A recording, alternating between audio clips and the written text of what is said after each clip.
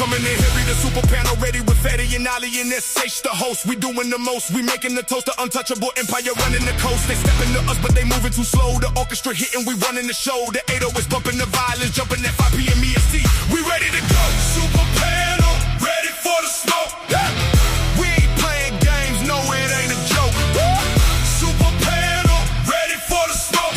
Untouchable empire, leaving you broke. Ali on the left, Fatty on the right. In the middle, igniting the night. Red pill detonation, no simulation. Whole chat on fire when the panel ignite. Untouchable empire, we build different. Blue pill bitter, stay mad and resistant. They talking their nonsense, we dropping their knowledge. Rational mail on the table, acknowledge. Rollo Tomassi just walked in the building. Red pill Godfather, the truth he revealing. Hypergamy don't care. Fake control rare, most men simping, but we standing tall here. Super panel, ready for the smoke. We ain't playing games, no it ain't a joke. Super panel, ready for the smoke.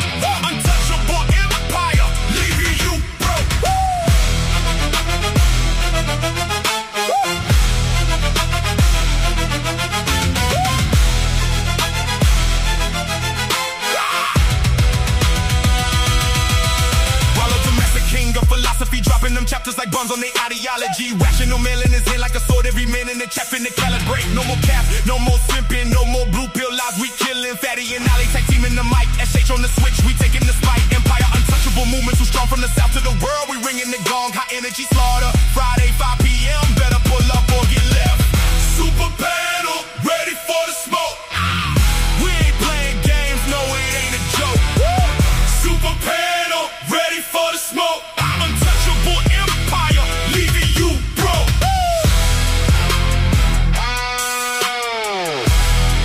Super panel, are you ready? Untouchable.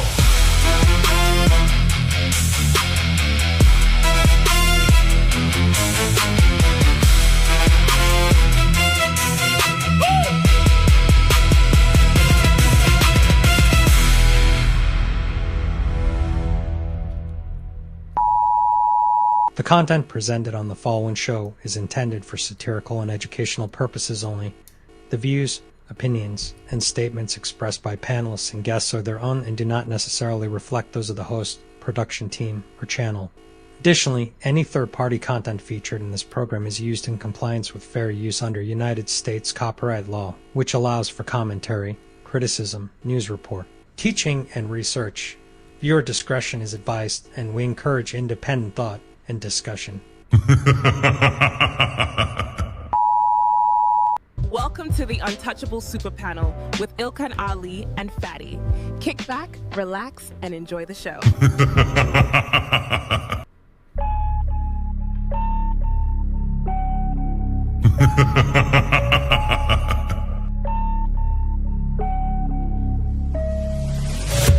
What you're seeing right now with the men is a response to your radicalization.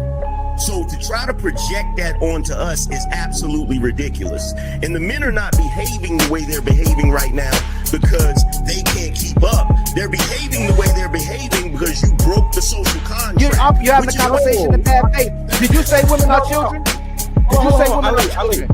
No. Look at the construction industry. It's 99%, 98% men.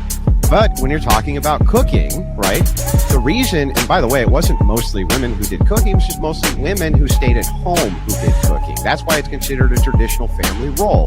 It's part of the whole child rearing aspect. So you know that you're here because of your father? Because men determine the sex of the baby? Did you know that? Can we just say, if we're doing men versus women, like, women have infinitely more options. If you download a dating app, like, even grandmas get like thousands of matches. Right. And I understand that, like, sexual attention isn't the same as relationship attention, but out of 1,000, one will take her seriously. You wasn't putting it down mentally. You don't know how to touch her without touching her. You wasn't putting it down sexually, and you wasn't putting it down financially.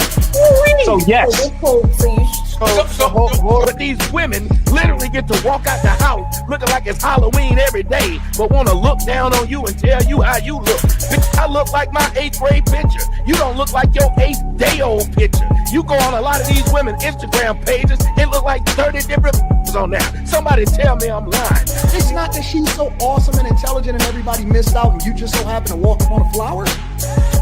Yeah, she's lying to you. Right. But these women saw you. When these women saw you, she already wanted you before you even open your mouth. Like Ali said, you didn't convince her to nothing. There's the male ego.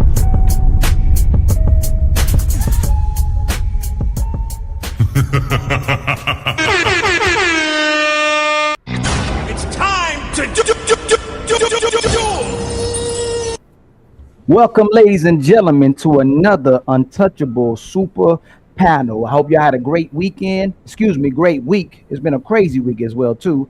And I hope y'all have an even better weekend. We're going to try to bring you another phenomenal show that's raw and uncut. And so, panelists, please don't hold back today. Make sure y'all on your best behaviors, but also give us the truth as well, too. Shout out to the Untouchable chat. Shout out to the Untouchables and shout out to the newcomers as well too, man. Make yourself at home. If anybody's on the panel, I'm sure Fatty already told you, you are more than welcome to simulcast. We want y'all to build with us as well too, okay? We're not trying to get in the way of your fans as well too. So anybody that's on the panel can simul stream as well too. So to start the show, we're gonna welcome our Untouchable panel for today. Starting with the one and only legend, my brother Rollo Tomassi is in the building. Hey, you know, after that introduction, like I need a suit like that now. And then my sister, all the way from IG, making a lot of noise over there as well too, Mrs. Amanda. Hey y'all, thanks for having me. How you doing? And my sister AVG is in the building as well too. Does phenomenal debates all the time as well too. It's more than happy to have you with us. Boo. Thank you.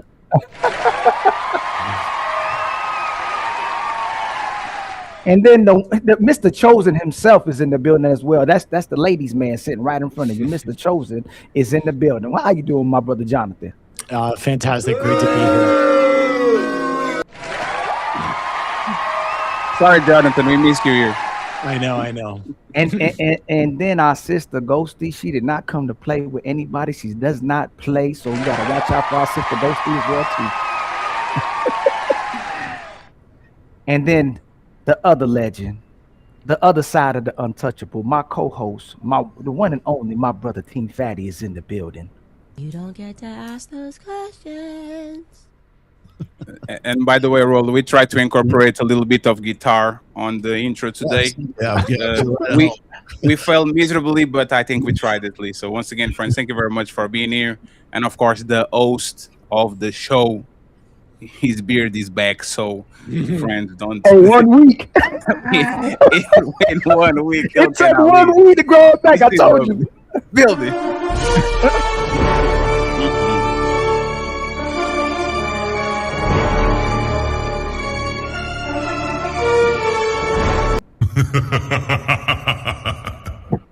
Friends, I have a couple of questions for you all as icebreaker. This is kind of a mixed panel with some red pill people and some people that clearly don't agree with that ideology, okay? So my first question, okay, or my first statement, and I want Rollo to start and then the rest of the panel to kind of give their opinions. Women don't care about right or wrong. Women care about winners and losers, okay? I'm going to repeat this again. Women don't care about what's right or wrong. Women care about winners and losers. What do you think about this, Rollo? And then if you disagree with him, go after. It's time to do. Well, first off, that's a bastardization of something that Rich Cooper said one time. So it's not about right or wrong or good people, bad people kind of thing. Rich Cooper has been known as saying that women don't care about men's struggles. that they wait at the finish line and they bang the winners. That's really where that comes from. So it's not necessarily some sort of like red pill idiom or something like that. That's the thing, is a lot of this stuff gets bastardized. People will hear it like third hand, and then they'll say, "Oh, I heard you said this," or something like that. And it's like, no, let me. Thank you for bringing this up, but it's just really meant to say that there's I'm on record as saying that I only like halfway agree with that. I have a couple of posts on my Rational Male blog where I understand the sentiment of it, especially the part where it's the not caring about the struggles, but it's really more about results and looking at a guy as sort of like a turnkey relationship, like just stepping into a relationship kind of thing. But I've said, well, in a couple of essays anyways, I've written about how I think that's incomplete, because there's a lot of times where women will get with a guy and the guy doesn't have a lot of money, but she can see a lot of potential in that guy. So it's almost like she's getting in before he's a winner. Like she's making a bet, right? She's saying, okay, this guy is going to be a winner later on. So I know I'm 25 and I know he's 25 or he's 26 or 28 or something like that. And he hasn't made much of himself yet, but I can see that he has the talent. I see that he has the drive, and I see he has potential. And then, so the idea is not so much not caring about struggles, but also about making a bet on that guy's future and their collective future as well. So rather than, waiting at the finish line and banging the winners, she's already in the car as he passes the finish line. You see what I mean? So the idea, I think, when we get into, I think a lot of people want to turn the red pill into an ideology, and it's not really an ideology. It's what I've called praxeology. And so it's not really a system of belief. It's not about good or bad, or it's not about, evil or whatever. It's not a system of values. It's just a system of information.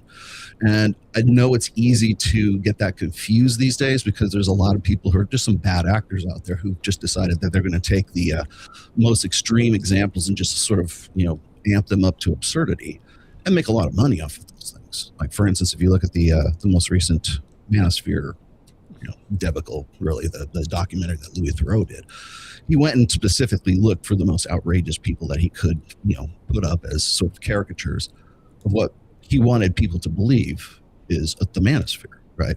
So right now, this is a good example of that. This is just basically a bastardization of sort of this jingoism, I guess, or idiom that people hear and then they lock onto that. And there's a lot of them too. That's just one of many. So is there anything in particular you wanted me to talk about? No. I just wanted, it's because it's an icebreaker. I just wanted just a sentiment about that quote. Let me hear from Amanda. Okay, Amanda. Women don't care about winners and losers. They don't care about what's right or wrong. They care about winners and losers. Like, what do you think about that statement? For me, it's like super generalized and broad. So when I think about this statement, I think about safety, how women naturally want to feel safe. I think people want to feel safe. But I think the thing about women is they externalize a lot of their safety, especially in seeking men who are winners, right? They have it all together. They have the finances, their infrastructure is taken care of. So she feels taken care of. So I just really think that it's more safety related. And when we're not connected to our own inner masculine, right? The idea that like I'm stable on my own, I can stand in my own, I don't need someone, right? I think that that's where we step into kind of like the winners versus losers. Like, I need you to save me because I can't save myself. You think, just a follow-up question real quick, you think women that have it all or have a lot of the things that they actually desired and they are in the safe position don't want winners too? Do you think they will prioritize right over winning? I don't think it has to be like either or. I think it could be both and. And when I think about right or wrong, I think about like values and character. So I think that a well-rounded whole being is looking for both someone with values, someone who, like I said, has character. They know the difference between right or wrong. They agree with what's right or wrong, right? Because what's right to me isn't necessarily what's right to you. It's not like an absolute. It's kind of like a spectrum, is how I see it. And then they also want someone, and when we say winners and losers, I mean, like, we could even get a little deeper on that. Like, what do you mean by winners and losers? Because that's also subjective. But I think that we all kind of would lean into wanting someone who is both right and a winner. I think that's a natural, like, inclination. I don't know if I answered your question. Thank you very much. Let me get Jonathan over here. Jonathan, what do you think about this statement? You know, I think it's a really good question, but I have to defer to this idea that I think it's age dependent. I think a lot of it has to do with how naive a woman is and at what age she finds, or what stage of life she finds herself in. Amanda, bless her soul, remarked that women want to feel safe. And I think women that have been hurt want to feel safe. I think 16, 18, 20-year-old. I lost out on a lot of girls that I chased in college because I wasn't a badass and I didn't treat women like shit. And it seemed like those men scooped up all the girls. They were the must-have guy. And maybe I'm a Sigma, so I'm not the alpha leader. Like I could care less about people in that regard. So I chart my own path. But I think early on in a woman's, say, courtship history, you know, 20s, early 20s, they don't want safety. They have desire, and I think they get hurt by those guys. And then when they do get hurt, that's when they flip the script and they say, yeah, I want safety, which is good. And I think it's just a learning experience. But so I think early on in age, women aren't necessarily picking winners, losers, right or wrong. But I think it depends on to what degree they're hurt over time, and then that's when they become more discerning with their choices. So Can I ask him a question, Fetty? Absolutely. You said they looked over you for the guys that treated them like garbage, basically, right? Mm-hmm. Should you care about them? Should they have deserved to get treated like that? If they looked over the guy that was a good guy, if they looked over the guy that would have appreciated and valued them and done for them, isn't that what they probably deserve? Well, I mean, maybe Rollo would have some advice on this, because it's like growing up as young men, we're taught to respect women and treat them kindly. So you do that all throughout college and you get passed over, right? And then the guy who, you know, goes to the club, cheats on girls. I took a girl out for her birthday. I'll never forget this. This is my second year of college. I was head over heels for this girl. She was pretty. I knew her from freshman. We were in the same college, in the same dorm, and we started dating. And I took her out for dinner on her birthday, went to the bar afterwards. We went our separate ways because I was going out with a bunch of guys. Anyway, she said, I was like, and this is back in the day when there's no cell phones. So 11:30 rolls around and I'm like, I'm just going to go swing by her house and, you know, link back up at the end of the night. Maybe it was 12 o'clock or something like that. Well, she wasn't alone. She was with this other guy that she'd been chasing the entire time. She broke my heart because I found her in bed with another guy. It crushed me. And this guy was just an asshole, right? And so I'm like, wait, so I take you out for this beautiful birthday dinner and then you go cheat on me that same night. So it was heartbreaking. And so I don't really know what to say to young men, you know, to raise them up to respect women and treat them kindly. I definitely say that. Like, I'll always teach young men that. But then when they're tugging at me saying, Dad, you know, why do I keep getting passed over? It's, sorry, son, young girls aren't looking for safety. At least not now. They need to be hurt a few times until they do. So Rollo, is he describing the alpha, the alpha fucks beta bugs situation you're talking about, or is more precise than that? In it, loosely put it that way. What he's really talking about is well, what I've referred to as a woman's party years, really, but really other people will call it her hoe phase, right? I refrained from using that term. Yeah. Well, I didn't say it. Somebody No, else. no. I know you didn't say it. I was like, we're on the same level in the sense that, we go through this experimentation. Things because I can remember one time I was on Adam Sosnick's show one time, and Adam is going around because we have a panel of girls that are on the show, right? And he's going around the girls and he's talking to these girls and he's saying, are you thinking about getting married, right? And he goes to around the horn here, and I hate to say it, Amy Dangerfield was actually on that show too, but he's going around, and I'd say probably about 2/3 of them were saying, yeah, I really want to get married. And then he would get to like the ones who are about 23 years old, and they're like, hell no, I'm not even thinking about that. And they really came down on these girls, and I stopped Adam and I said, hey, look, I said, this girl's 23. It's not even in her head right now that she wants to have anything long term. She's like still, she's at the in her prime. She's hitting her stride right now at 23 years old. She has such selectivity at this age. She's not thinking about anything long term, right? And so from what you're talking about, when women tend to be between the ages of, say, about 18 and 28 years old, depending on that woman's sort of socioeconomic position and her background, of course, but by and large, between 18 and 28 is when women are going to be at their peak of sexual selectivity, right? So they're trying to see, we call it being prudent, but she's basically dating around and seeing what's available, right?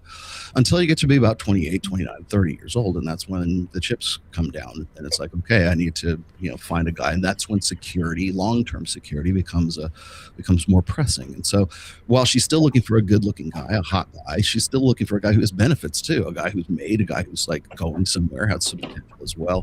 And the reason for that, I think one of the biggest reasons we have like a gender divide at this point is because we're on the fourth generation and coming into the fifth generation of women who have been essentially told from the time they're 5 years old that men are inherently untrustworthy and they can't be trusted to provide your long-term security or to be a good father because they're absentee dads or they're never around or something like that. And you either have Homer Simpson, the abuser, or the guy who's just incompetent, and that's what they get to select from. So now that means I've got to go, and if you're a young woman, you've got to go and provide for yourself. You got to get a degree. You got to go and make your own money. And not that there's anything wrong with that, but the impetus for that comes from a need for a long-term security after a while. And the problem that's, I think, is happening right now is like so many women have been so good at that, like home ownership and getting into the workforce and making more money, that men have, and I said this on Dr. Phil, that men have become essentially superfluous. So if she can provide for all of those long-term security needs on her own, then what does she need guys for? And the answer is she's looking for a guy who's fun in bed, who's a good time. Maybe he's looking for the bad boy, right, at that point. But the thing is that woman has not been able to find that guy, or as she gets older, she's less and less able to do so. But the long and the short of it is that there's a long-term security need for women that is really kind of an evolved, part of our evolutionary past, that women are the vulnerable sex. I would say they're weaker sex, but they're the vulnerable sex because they are the incubators of the next generation, right? They're the only ones that can give birth. So if you look in our ancestral past, you're looking at women who have been in some various stages from the time they were, hit puberty or maturity, either pregnant or carrying a child or nursing a child for a very long time. Now we're finally at a point in human history where that can be an option. But the drive for that security, the drive for the need for the guy who can provide all that. Now you're looking at guys who have to live up to the expectation of not only being able to outclass her in her own ability to supply her own long-term security, but he has to match that and exceed that beyond that. So that's when we're talking, like we were just talking before, like the guy who's the winner and they're waiting at the finish line for that guy. I think only very select women can do that. But more so, I think women are looking for guys who are going to be this guy who's going to make something of himself in the future. Maybe by the time he hits 35 or 36 years old, he made law. He's a partner in the law firm, or he's made a surgeon. He's in his residency and all that kind of stuff. The problem is those guys are few and far between because Now guys are just like, why even bother, right? The juice isn't worth the squeeze, so why would I go and like cater my life around worrying what a woman thinks about me? And so the guys that could provide security, the guys who could be good dads, the guys who could be good long-term choices for them are fewer and much further between. So, and I see my friend Michael has decided to join us. How you doing, my brother Michael? How you doing? What's going on, man? This is awesome. I just woke up, Access I got Vegas. some caffeine, and Rollo said he was joining a Royal Rumble. So I was like, okay, let's do it. I'm trying to learn how to stream. You guys can teach me how to stream. Of course. Yeah, just stick with us. I'm trying to teach you, man. I'm trying to teach you. My sister Ghosty, do women really operating off of winners and losers? Do they actually care about the man being righteous or not, or are they truly operating off of winners and losers in relationships? So kind of like what Jonathan said, first, I think it's way too broad of a statement. I think a lot of it has to do with where a woman is at in her life. So a woman in her late 20s or early 30s has less of a tolerance for men that are just fucking around, and also less time to wait on a guy, whereas younger women, if she does see something in him, she has more time to see if he's gonna go somewhere and get somewhere. And there is that part of it too, where like, you know, younger people really aren't looking to settle down generally, and I think it works the same way kind of for women too. Like at least from my experience, there were a lot of guys who, you know, they were more attracted to the baddie girls who are louder and going out and very attractive, and the quieter, shy, like typical good girls were often getting like passed over or overlooked, or maybe it's just because they were shy, and I don't know. But like even guys who, like, these girls were way out of their league, but they didn't want a regular girl. They wanted a super hot chick, like even though he was super fat, and like these women were way out of his league, but he didn't want to go to prom with just like a regular you know, girl. So I think that happens for both younger men and women. But yeah, I think it has to do with more where a woman is at in her life. So just like a little question for you too. If most of these women we understand have discernment all of a sudden, and all of a sudden they've healed, and now they're looking to have less sex and be more intentional with sex, and they're looking for a good guy. Why do they deserve this good guy if that's all most of them have worked on? Like they go to church, they get baptized, but they never advertise what exactly is this good guy going to get that the last guy didn't get as well too. So why should a good guy take a chance on the woman who didn't respect them initially, and now she just has discernment? You know what? I'm going to pick better. I've gotten older, I've gotten more mature, and I got to look for somebody to settle down with. It's not really someone I want to love more. Like, why should a good guy settle down if all a woman did was heal and found discernment on how to pick better, and the guy who has a future? Well, you asking me a role? Oh, go ahead. Sorry. No, Miss Ghosty. Go ahead, Ghosty. I would say she probably has to prove herself to that guy, right? Like, I'm not saying that, like, nobody really deserves anything or anyone automatically. You have to prove yourself to somebody. So I don't know if he's willing to oversee her past, and she proves herself to him that she's going to be a good person, be committed to him, give him like what he needs, then I like that's up to him, right? Okay. See, I kind of disagree that she has to prove herself. Every woman on the planet is wanted by someone. They don't have to compete. From the looks factor, if she's a 5, a 3, a 10, there's always going to be a suitor who's trying to pursue her wherever she lands on that scale of attractiveness. Men, on the other hand, excuse me, we all know we need to be 6'2", which I am, make 100K. We don't have that. So it's not about deserving or proving or anything. They don't have to do anything. They just have to start selecting. So there's always going to be someone lined up, no matter where they fall on that attractiveness scale. So they don't have to prove anything. God, I wish that was they just get to make a choice. So This is great, and I know where Rollo's thinking too. We're having two different discussions. What Mr. Chosen says is correct, but what it's different from the question that Ali over here is asking. What he's asking is, what do they do to deserve? And Mr. Chosen is correct. It doesn't matter if they don't do shit. We have a simp economy right now. OnlyFans made $7 billion. There are men willing to take every single woman that's out there. You're absolutely right. But you're also asking a separate question. What if I'm a high status man and the only thing what I want is peace? I want a woman who's going to help me build my empire. And I have a lot of women to choose from. And I have this one woman who's younger, who has less emotional baggage, or I have another woman who's older, who's like, hey, you know what? Yeah, I did porn for a while, but I got absolution from God. It's time for me. I've turned my life around. I have friends that are like that, and I love them very much. I just don't want to marry them. I don't want to get into relationships with them. They have incredible self-worth. If a woman was a cardiologist and saved my daughter's life, she has unbelievable value to the world, but it doesn't make me want to have sex with her. That's the difference. And so in this situation, what we're talking about is both of you are correct. It's just you're talking about two different things. What should be, which is what Ali is talking about, and then what is, which is what Mr. Chosen is talking about. Both things are true. If you let a girl go, trust me, she'll find somebody else. There's so many people out there. The problem is the men that she wants, the girl who's a 3, the man she wants is an 8. And she can probably have sex with him. And because she does have sex with him, she thinks that's what she deserves. And because she believes that's what she deserves, from the point forward, any guy who's a 7, a 6, or a 5 who wants to date the 3, she doesn't think that these men are worth her time. And that's where we get into this problem of the highest levels of people not in relationships, not married, and not having children. That's part of where that comes from. Can I just say one thing about that? Just 1 second. Yes. Let's get Jonathan and Rollo. Amanda was doing faces, so I need to understand why she was doing those faces. Okay, don't forget about that, Amanda. Okay, Rollo. This is just my face, man. No, it's fine. It's fine. Rollo and Jonathan, and shout out to Batman for the $50 cash app. We appreciate you. Okay, thank you very much. I just had something really quick.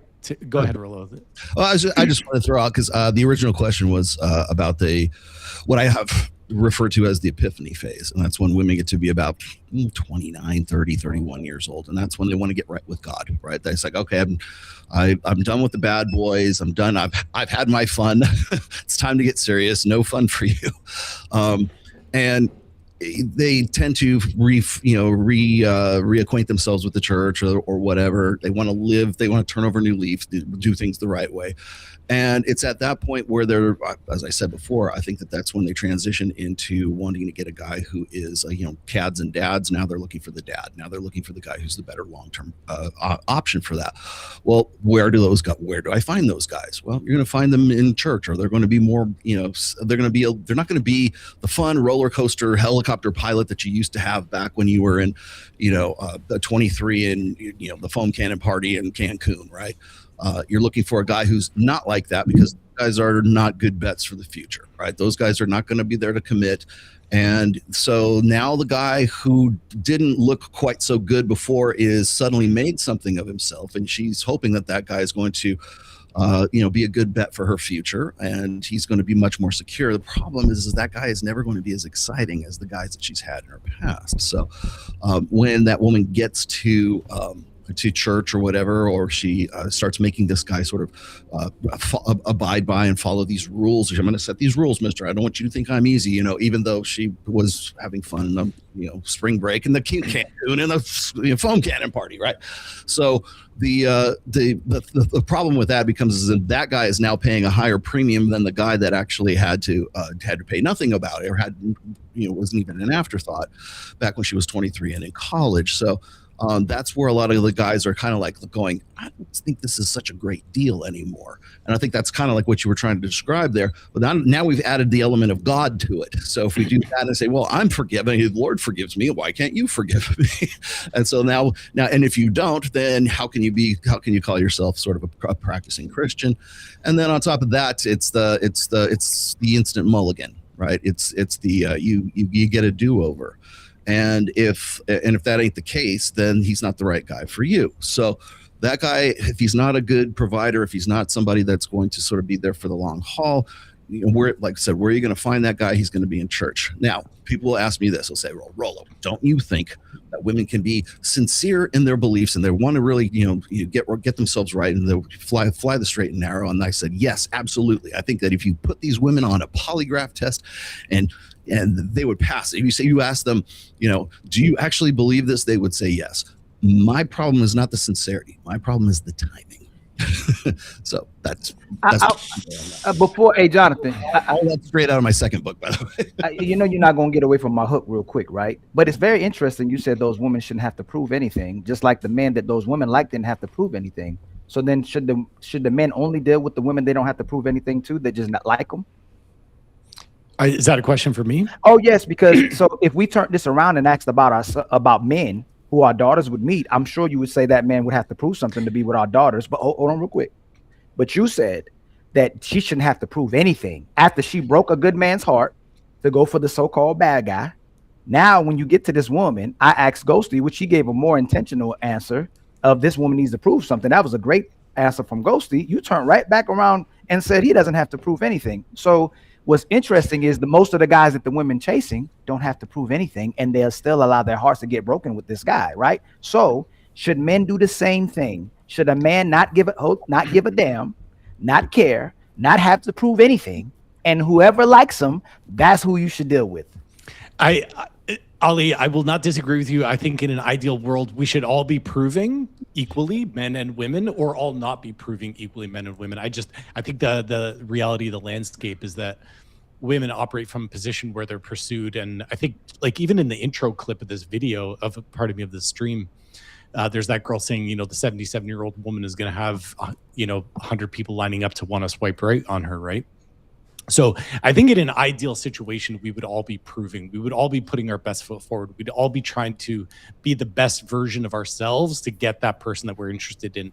I just think the way the stars align, women don't need to do that, and men obviously have to. The only thing I wanted to challenge Michael on, and I hope this doesn't get too spicy, is just this notion that once a woman goes through the OnlyFans ringer, and now she turns her life around, I wanted to caution that that's kind of like really a dialogue now, especially because the OnlyFans world, and you see it all over X, you could barely open it up, where some girl says, like she made millions of dollars and now she's turning her life around. Love the cat. The problem with Michael, I wish he had kept that to himself, because I think it sends the wrong message to women. Mostly in regard to, there's a woman who, and back in my day it was strippers, like girls could strip to make money. They didn't have OnlyFans. But the issue now is, if a woman does OnlyFans, or if she stripped in the past or done porn, does this make her untouchable now? Hey, hold on. You can't associate. No, but he said the untouchable empire, baby.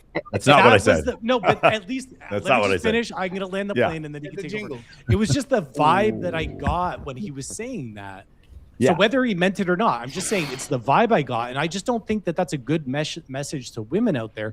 And Rollo brought up the term forgiveness, and guys, I think what we all need to do is what a man or woman does. There's 2 points I'm going to make here. What a man or woman does, we've got to differentiate behavior from identity. So someone could still be a good person and do OnlyFans. Hang on, Ali, I know your wheels are spinning. You got to let me land. We at the bar right now. You swung at my brother Michael. I want to swing back because that's my best friend. I'll give you all the opportunity in a second. I just got a second point to make, though. We've got to be able to forgive behavior, but people are inherently good people. So even that girl that went out to do OnlyFans, she was making the best decision for herself to try and earn a living, whatever it is. She wants a Lambo too. I know tons of 18-year-old boys that want Lambos and will do anything to get a Lambo. She made a decision. It wasn't the best one. We don't need to shame her for it. And Michael, I'm not saying you were trying to shame. It was just the vibe I got. But what I'm saying is that we've got to look beyond behavior when we see people. And this is the second point I was going to make, is that when we decide that doing OnlyFans kind of excludes you from the dating pool, or you're no longer, a high value person, the risk is that we've all collectively decided that you can't recover if you've done OnlyFans. But yet you can recover if you used to do lines of cocaine when you were 23 in college. And now you've turned your life around, and okay, now you could be trustworthy, maybe you can coach Little League and stuff like that. You're a former drug addict. So we've decided that one set of behavior is quote unquote forgivable, but this other one where we collectively had said no is not forgivable. I am not condoning OnlyFans. I don't support OnlyFans. I think we should send messages to young girls out there saying there's better ways. I think we should shut OnlyFans down, by the way. But I just want to make sure that we don't shame those girls that made that poor choice. And we do want to encourage them and say, you know what, there is a better life out there for you. You always were, and you still are a good person. You just, didn't perhaps make the best choice. I was just going to say that it was a vibe I got from Michael. I'm not saying that you were trying to shame them or anything. Just the vibe I got. So you've never seen our show. Yeah, you've never seen our show. I have dated too many playmates. I have dated too many girls who were in Playboy. I've dated too many girls that I used to manage a strip club. I am in no way judging them. I am an oncologist describing the cancer to you. And I'm not even calling it cancer. Cancer is actually bad because cancer sounds like it's evil. I'm just a better explanation. We're going on the football pitch, and I'm the referee describing the rules of the game to you. That's all I'm doing. I'm not saying they're right or wrong, but I am describing it. I am in no way, trust me. And by the way, there was a massive distinction we need to make. There's a big difference between guy-girl pornography and a girl who posts bikini pictures on OnlyFans. Massive difference between the two. I don't have any. I know a girl right now that I used to date, and she had 3 million followers on Instagram, and then she started posting the same photos from Instagram on OnlyFans and was making $30,000 a month from doing that. That is completely different than a woman who on a weekly basis is choosing a different actor to have sex with and then wants to get into a committed relationship. Those are two completely different things. The second thing is, there's nothing, we say forgiveness, these are two different things. If I have a guy who's committed several different felonies, he's robbed a lot of people, he comes to the church and asks for absolution, I can absolutely respect the fact that the church gives him absolution. I also don't need to go into business with him. Those are two different things. I absolutely positively have no trouble whatsoever. Some of my best friends are girls. I live in Las Vegas. I have female friends here who are sugar babies, whatever. That is never an issue for me. But it doesn't mean that I now, what I'm saying is, you know how you have the Ken doll and it comes with the Corvette and all the little accessories? Just because you get the absolution, dating the high status man doesn't come. It's not an accessory that comes along with it, right? You can have a wonderful life, receive absolution from God, live in the church, and do incredible works, and still understand that maybe a bunch of high status men aren't going to choose you. And I only mean high status men because men in general will choose you. What you said before is absolutely true. They don't need the church's forgiveness. There are men lined up by the millions to date any one of these women. You're absolutely correct. You can just look at dating app data. Women on average get about 17 times as many matches as men do. The top 10% of men get the same number of matches as the average woman. That's how skewed it is. So one of the things is what we can prescribe for being right and wrong. And the other thing is us describing the actual world that we live in, right? The tiger kills the gazelle. Is that right? Is that wrong? No. Who knows? But it is true. And what is true is the fact that there are several pieces of data from the IFS and the GSS showing that for men and women, if you have more sexual partners before you're married, you're more likely to be unhappy in a relationship. You're more likely to cheat. That's just the truth. That is just the truth. It's not a function of right or wrong. And if I had a decision, and my decision was I could choose between a girl who maybe, took some pictures in bikinis because she was a runway model or because she was a fitness model, and she posted it on her OnlyFans, versus a girl who did hardcore pornography and was an escort for a while. There's a massive difference between those two things. And I can still be friends with the second girl, go to her wedding, her baby shower, maybe even introduce her to the guy that she ends up marrying. But I don't want to marry her. That's the difference. I don't come with the Ken doll. Does that make sense? It makes total sense. It's still, but still in the sound bites though, you have to agree with me that when you say I would never marry a woman who had done OnlyFans, there are going to be young men out there that I would never marry a woman who'd done pornography. That's different. Pornography. OnlyFans is not. Yeah. Right. But hold on, Chosen. Can everybody stop what you're doing? Everyone, you're stopping. He just conflated hardcore guy-girl pornography. I didn't with need only- to. Do you guys I didn't. understand? I the literally massive just difference? apologized. Yeah. I literally just. Yeah. I really just ate my words there. Yeah. No, but God, By the God way, forgive. Ali, Oh, go ahead, Fatty. just real quick. Jonathan said this. I don't want y'all to judge them. I just want to take their livelihood away. Which one do you think is worse, Jonathan? Right? I know Taking that confused me millions too. of dollars of these women, or just shame them and let them make their. Yes. Yes, and God was helping us too. God forgives, but we don't, Jonathan, and society doesn't either. It's like you telling a man that if he touched a kid, if he raped a woman, if he committed atrocities towards society, and he's a gay man, that there's a princess waiting for you at the end of the tunnel. That'd be very misleading, Jonathan. Just like telling a woman if she's tucking 1,000 body, hold on, Jonathan, and he should get shamed as well too. There's things that's not redeemable, and that's the problem with society, Jonathan, especially our women. And what my brother Rollo Tomassi said earlier is that women are told their whole lives that they can get away with almost anything, and now you're saying, you know what? Let's add some more to that. If you do OnlyFans and you're a porn star, there's a prince still waiting for you, and you should be redeemable. That's very misleading, and that sets Michael up, just said that. Hold on. That's very misleading. And you're not fine with sending our daughters and women into burning houses, but you're fine with sending our sons. Women and that's are the problem that I have. absolutely In order to not have these fruitful, healthy relationships, it has to benefit our sons as well too. So after the good guy got played, which I made sure I made that note first, you got played. One, you don't forgive either. You're not dating no porn star, and you're not dating no woman who's OnlyFans. So why encourage another man to forgive him if you wouldn't forgive him? And number two, Jonathan, if she committed those atrocities of looking over a good man, and now all of a sudden she went to church and healed, and she still isn't saying what she provides for a man or what she can do for a man, it doesn't have to prove her worth. She should definitely still be shamed, and she should still be left on the market for a guy to continue to mistreat her. She should go right back to the guy who's already mistreating her, or bring something to the table for that good man to treat you good, Jonathan. You got the floor, my brother. I have a question. Yeah. I have a question. What is productive about shaming someone? That's my point. What's the importance of that? How does that help anything? Make them stop in bad behavior. And friends, if I drop, somebody pick up the pace because my internet connection. I got you, my brother. Okay. If I steal something, and I did when I was younger, and my parents catch me and shame me, and my friends shame me, and my teacher shame me, I wouldn't steal again. This is things that happen in life that you should actually feel remorse. Is that what happened? Yes, absolutely.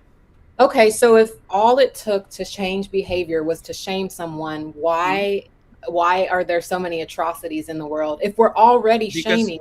Because some that's not all people it takes. because some people are shameless, and now with social media, people cannot just be shamed by the village. They can change school, change job, change country. So they still shamed on their region. They just go to the group that is not shaming them. Before social media, if you were shamed by your village, you are going to be called a hoe. You are going to be called a thief. So you add incentives the other thing I wanted to to say not was be it's known absolutely as the crazy. drunk Ali in the just village. compared Now you rape can stop and being drunk in Las child Vegas diddling and go be drunk to in a New York. woman doing So OnlyFans. So is that This is shameless fucking or insanity. shame-based? Anyways. So if it's shameless, I don't have to change locations. I don't have to change playgrounds and playmates. I can just let it all hang out. Shame-based would be now I have to hide and go do it somewhere else so no one can see me. Yeah. So both ends of the spectrum are wildly toxic, not only for the individual, but for our society and our culture. So my opinion, I'm sorry, go ahead. No, finish your thought. My opinion would be that the reason that we're in the state that we are is because we shame people. That's why there's so many people in hiding doing things like going on OnlyFans, having, porn addictions, sex addictions, alcohol addictions, food addictions. But people do this in private.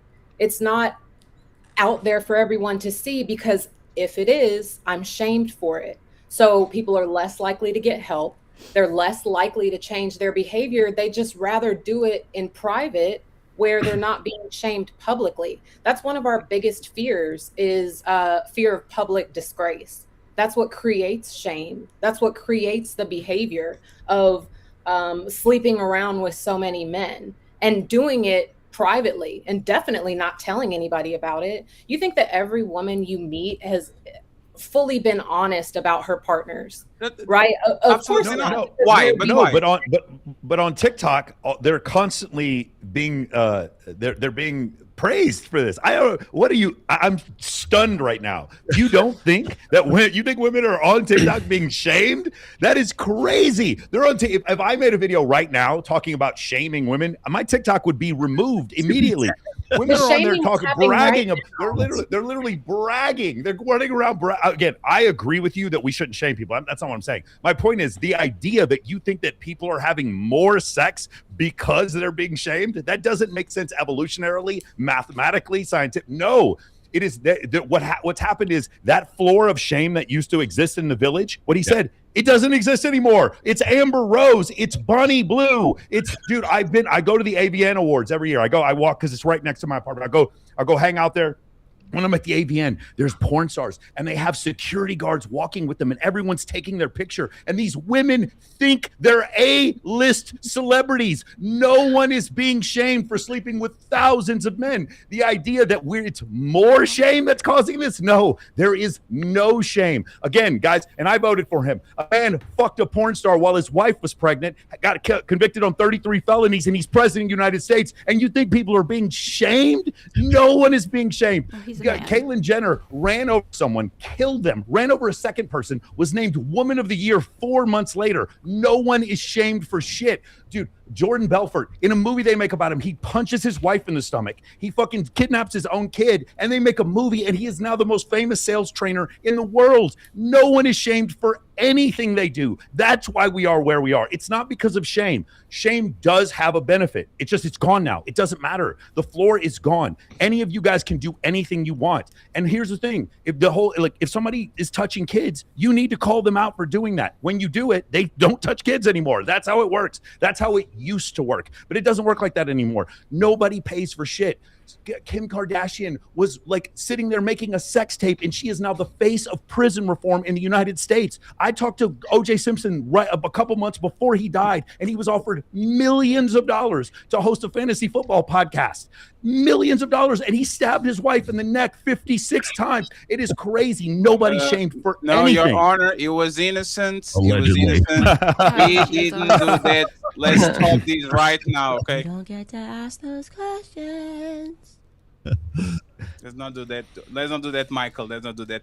Let me just say something before I bring AVG and Jacoby about the question, and Amanda, right? My name is Fatty, right? That's my name for a reason. You probably guessed, right? Shame. Do you think what would work more for me to go back to the gym and for me to get in shape? For people to say, Fatty, it's not okay for you to carry yourself like that. You better stop doing that. You better, or get some Twinkies, Fatty. Body positivity, Fatty. You can do it. Embrace your curves. No shame, Fatty. Like, what do you think actually would work better for me to stay on this planet for more 4 decades and take care of my family, take care of my friends and all that, or die at 41 by a heart attack because I wasn't shamed for? What do you think actually works better, Amanda? Just real quick. I think it would depend on what you're motivated by. So are you motivated by I want to be alive. I just want to be alive. Well, that's a different that's an internal motivation, No, right? there's So are we being motivated internally Amanda, or one second, externally? just Amanda, I'm sorry for interrupting you. It's okay. Uh-oh. Ah, he dropped. Is the floor mine? He was speaking too many facts, and they just got rid of him. While he's gone, let me see if I can interject something here, because I think, Amanda, I think there's a sort of a semantic difference between like shame and like when people say, don't, like, ever had these conversations with girlfriends and go, don't judge me, but, and then they tell you something that you should absolutely be judging them for, right? Okay, so if right now I think that there's this sort of, I don't know, social, it's kind of woven into our social fabric about like, well, we're not supposed to be judgmental. God forbid we be judgmental of anybody. But quite honestly, I think in some cases we need to be a little bit more judgmental, at least for the benefit of the person that's, you know, engaging in the things that they don't want to be judged for, right? So there's a difference, I think, between being judgmental and like sort of being shamed. So it's not like, like people are walking around the block, in frocks and a bell going, shame, shame. That, like I was saying, Mike was saying that before, I don't think that works anymore, simply because we are in a global society right now. It might have worked at the local level way back in the day when we're talking about like, there's a few thousand people in a town or a tribe or something like that. Shame actually worked. But the reason why we're still talking about this right now, the shame, the whole issue, is because it worked. We wouldn't be talking about it today in 2026 if it hadn't worked in the past. We're still going, should we be shaming people? Should we not be shaming people? And the fatty was just saying a moment ago, if he's going to the gym, like when I'm at the gym and I see some guy who's in there, if I see Big Mo from Fish and Fit in there, I am not shaming Mo whatsoever. I'm encouraging him. Go, bro. Get on there. Go do it, right? I don't laugh at guys who are they know that they have to go and make an effort. At least they're there, right? Which is more than I can say for a lot of the other people, right? But so there's not that, but I'm not judging the guy, but I also have to tell him the truth, which is, dude, if you don't lose weight, your heart is going to go out. And I don't want to see that because I love Big Mo like a brother, right? I don't want to see you live a shorter life. And so, but here's the thing, is if I say that, now I'm talking about, obesity at this point. We can take it and talk about like promiscuity, or we can take it in drug abuse or heroin or alcoholism or whatever. You can apply it to anything. But if I don't go in and make an intervention or I don't bring it up, right? You could, then nothing's going to change. That guy's never going to, be going, gosh, maybe I should, right? But the problem is I think we conflate that concern and that ability to just say, hey, look, I think you ought to be doing something different with your life, right? Then we turn that into judgmentalism, and then we turn that into shame, when in fact it's sometimes it's tough love, man. Sometimes you got to kick a dude in the ass. Sometimes you got to tell your girlfriend, you know what? I agree with you. Living right. I agree with you. And what you're sharing, seeing this friend who's overweight, you want him to get in shape. You're sharing your feelings and your observations. I'm not saying that that's shaming. Shaming is you're a bad person for what you're doing. Shame is also an emotion that the individual experiences inside based on their perception of really themselves and being prematurely exposed. So I'm not saying that we don't have conversations with people about their behavior. I'm not saying there shouldn't be consequences for behavior. I'm just saying to shame someone into shifting their behavior isn't effective, as evidenced by most of the world who's unhealthy, disconnected. Yeah. Okay, so you just mentioned that shame is an emotion, or I guess it would be shame is an emotion, or it would be it was something else. So let's analyze emotion just for a minute. What is emotion? I can change your emotion right now by giving you 2 shots of tequila. I can change Mike's emotion by giving him, let's see, one milliliter of Tren right now. I can change. Milliliter of Tren? So emotions are not magic. Okay, let's just look at it. It's not some pixie dust that comes out of the sky, right? Emotions are the way that human beings have evolved to sort of. It's one process that we use to interpret our surroundings, right? So if you're in a fight or flight situation and you get that squeeze, that shot of adrenaline to get away from the saber-toothed tiger, it's either fear or anger, right? You're gonna fight or you're gonna run. So emotions themselves are useful because what they're meant to do is they're meant to prompt you to move from one unsustainable position into another sustainable position. So while shame might be an uncomfortable thing, so is anxiety, so is depression, right? And what are those meant to do? To move you from an unsustainable state into a hopefully more sustainable state, if you're doing it constructively rather than destructively, right? Same thing with happiness, right? Happiness is an intrinsic reward. So when you can never be happy, but you can do things that make you emotion of happiness. Why? Because when you're doing something that's making you feel good, hopefully it's constructive, right? And then it's to make you keep doing that thing so that you're promoting that well-being, and so that you are moving from one state to another. Anxiety, I got to get away from this situation and move into another situation. So how does that apply to shame? Well, so the if I'm difference instilling shame in you, what is it doing? Is saying, you know what? Maybe I need to move from one state into another state. So the difference between what you're you're describing, shame as an emotion, I'm referring to shame as an identity. So it's feeling shame is natural. This is when it starts out as a baby. They're 6 months old and they experience shame for the first time when mom's trying to give the baby to an unfamiliar face. They become shy. That's shame. That's where it starts naturally. However, shame develops into an identity when I begin to believe that I'm a bad person inside as a whole. So shame is a healthy emotion, just like anger, just like sadness. Not wanting to get rid of shame, the feeling, it's shifting out of a shame-based identity. And it's being locked in that identity that keeps people in unproductive behavior, like addictions, like always wearing a mask, wearing a false cover up, not being able to be authentic and myself because I don't believe who I am as a person is enough. So that's a lot of the behavior that comes from the way that women show up in society, is because a lot of them are living with shame-based identities, but we don't help to bring them out of that by further shaming them. If anything, it further ingrains the identity of I'm a bad person. And it just keeps them locked in that role. Can you share the screen that I just posted up there? Can you guys do screen sharing? What I just put in there. There we go. Can you guys? There we go. This is don't judge. You see, it says judge this cover. This is Brittany Renner. Brittany Renner made an entire career. I don't want to show a lot on there, so I changed the shape. But Brittany Renner made an entire career teaching women how to get wealthy men, athletes, to get them pregnant so that she could have kids with them. And she wasn't shamed for it. She was made incredibly popular. And because she didn't experience shame, eventually she goes on and does a debate sitting across from Andrew Tate. And by the end of the debate, she's like asking him for forgiveness. You remember this, Rollo? She's like, hey, what do I do? I've screwed up my whole life. How do I get back to where I was? Do you guys remember this at the end of the video? Hey, can you keep that up again? Because I got another one I want to show you. Ready?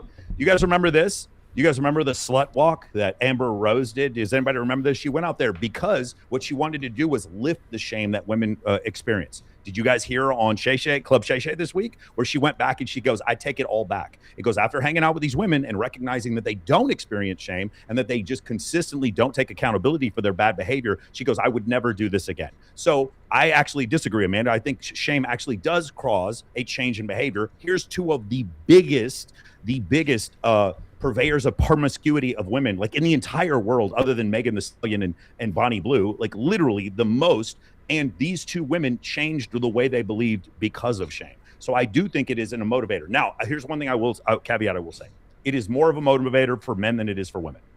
For men, because throughout our life, because most women don't find us attractive, throughout our entire life, we're always told about we know the money we don't have. We know the car we can't drive. We know the women that don't like us. We know the weight we can't lift. The world tells us, as we're men growing up, going through puberty, the world constantly tells us no.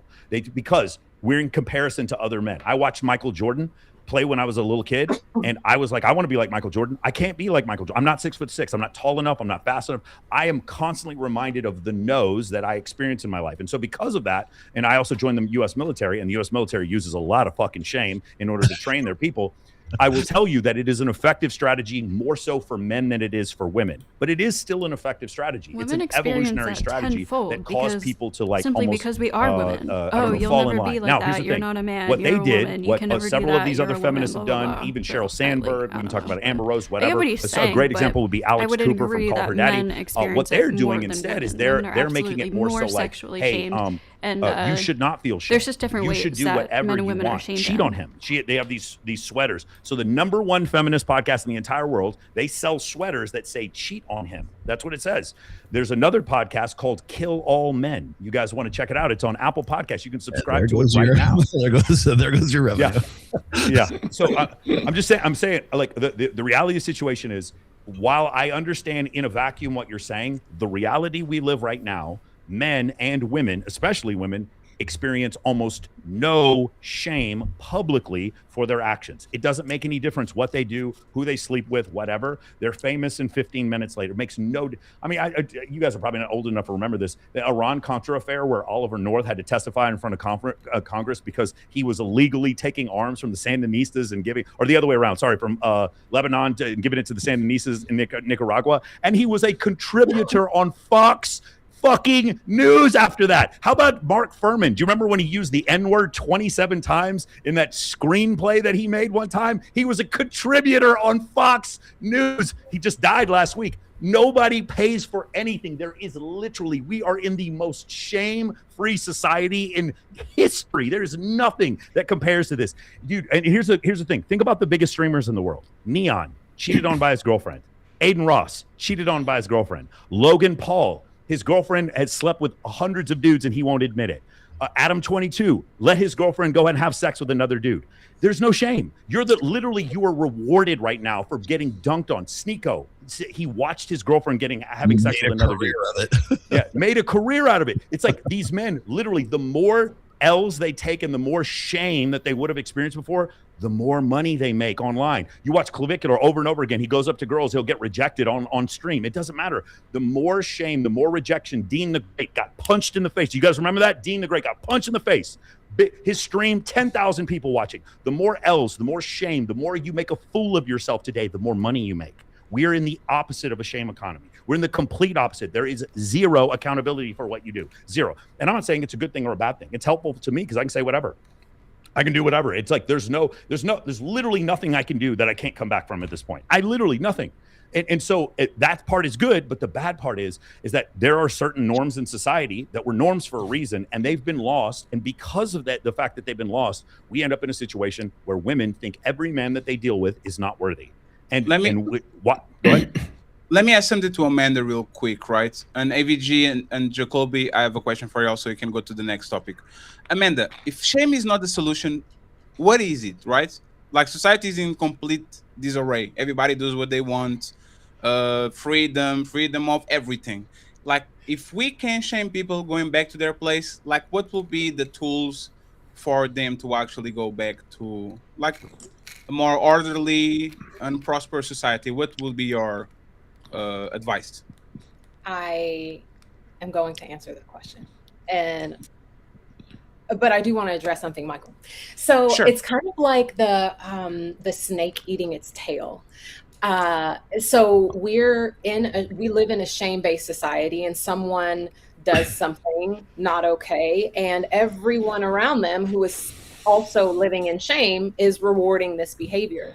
And it kind of like speaks to, just because you can doesn't mean you should, right? So then we kind of weave in, like, what are your values? So just because you can make 100K a month saying all of these things, it's like, where does your character come into play? Because what does it matter? No one's being shamed for it. It doesn't matter what your character is. I don't understand. The question you're asking is, again, you're going back to this world that doesn't exist. I understand. The question you're asking is a completely rational, moral question. It's not in that a they world aren't that is getting neither shamed. rational nor It's just that moral. they're also You're asking the getting question. It's a relevant rewarded question. for The problem bad- is we answered it. We well, elected depending him. on what the We person answered did, the but, like, question. the We don't care about decisions that they're shame. making. You have Like, to Adam become 22 the change that you want to absolutely see. got I think shamed that was for Gandhi, marrying right? Everyone his in the wife, who world was a is porn losing their star, fucking minds, and right? like, but who she holds the light? was making Like, porn with who other has men the while character? dating him. And so, yeah, you're I'm rewarded pretty with sure, like, money, he and I does know now porn it's too, like, though, and so, it's like, always but he been absolutely got shamed the for almighty it. dollar. It's just that right, like the controversy almighty sells. God. So people So are I don't know motivated if, by like, money. these They're motivated by celebrities are social really good currency, by examples followers. of how shame But works in society. at what point, like me being a do you bring recovered your heroin character addict, into the picture? So of it course I does was shamed matter. for So being I'm a going to heroin always addict. revert back to That be didn't the make change me that you want to quit see, or even even if want to everyone quit. around That you just made me want to is hide tripping. it. The same works for So Fatty, to your point, pedophiles. compassion. Shaming them doesn't Compassion make them that not want to do people that to have kids. lost It just their makes them way try to hide it and better. Same with still crime, remaining abuse, open to holding all of these space things. for them. So And I know it seems I'm not very saying like all like shame is woo woo bad. and like good vibes or whatever the case may I don't know. I'm be. like But pretty much I'm going to bring my anti-shame, own but I think experience in a where certain I level was. of judgment I'm a is recovering healthy. alcoholic, so I'm almost 4 years sober. Probably So I certain know levels what of it's like shame to is be good, shame based. but Thank you. And I know I can spot it, yeah, and it's all I around. I don't There's know so how much useful shame, shame and how I really really is. Like notice even it is back in the day, relationship you could patterns, shame especially with women. sex Like workers the or way that they show or up and sluts interact or with whatever, men, but and they the still way that did they it. date and They their just mind did process it in is private and all lied about shame it. based. There's so much toxic shame, but the key to healing toxic shame is not through shaming someone. It's through holding space for the shit that they're going through and just being compassionate. How did Like, you damn, recover, Amanda? it's what now? You were an alcoholic and now you recover. Congratulations, right? Thank How you. did you recover? AA. What were the steps? Yeah, so well, one, I'm gonna promote this, Healing the Shame That Binds You by John Bradshaw. And by the way, we're going to include the Amanda book and Rollo Tomassi book on the description. That's Please not go it. ahead.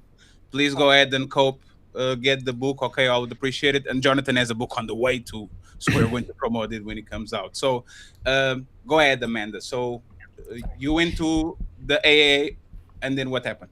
Yeah, so I read this book called Healing the Shame That Binds You. They suggested that if you have a problem with a substance, to basically come out of hiding, because shame-based people hide.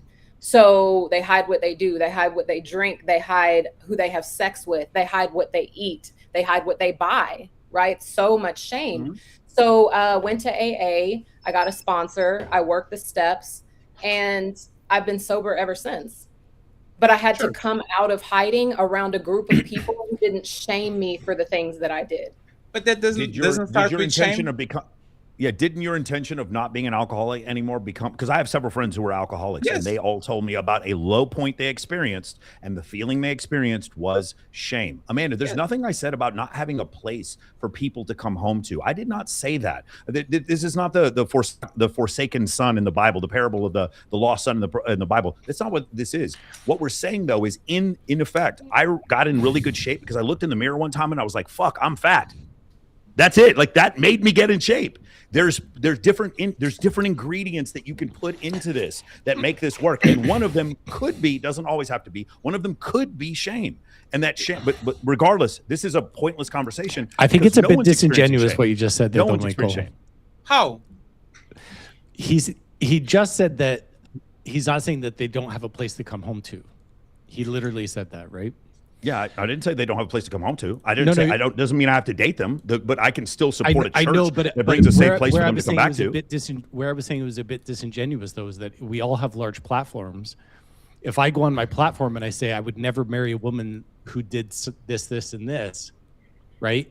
And how many hundreds of thousands of young men are out there going to think about the exact same thing and take my words and spin them and fall? What is the problem? What is the problem with me not wanting to marry someone who was a sex worker? That doesn't make I'm not saying I'm not saying that's not a problem at all, Michael. That's not a problem at all. So why did you point it out, Jonathan? I'm pointing it out because I think that's what we need to keep on the down low. No, I think Michael can do that. What I'm saying is, I don't think. First off, let me say something. Nobody, hold on. No one platforms more former sex workers than me and Rollo. Not you times 100,000. If you guys watch our show, we have 12 girls on there at once. Nobody platforms more former sex workers than we do. And they'll come on there. And we had one last week being like, Michael, I love you. You're one of my best friends. I was like, you're one of my best friends too. But I don't want to date her.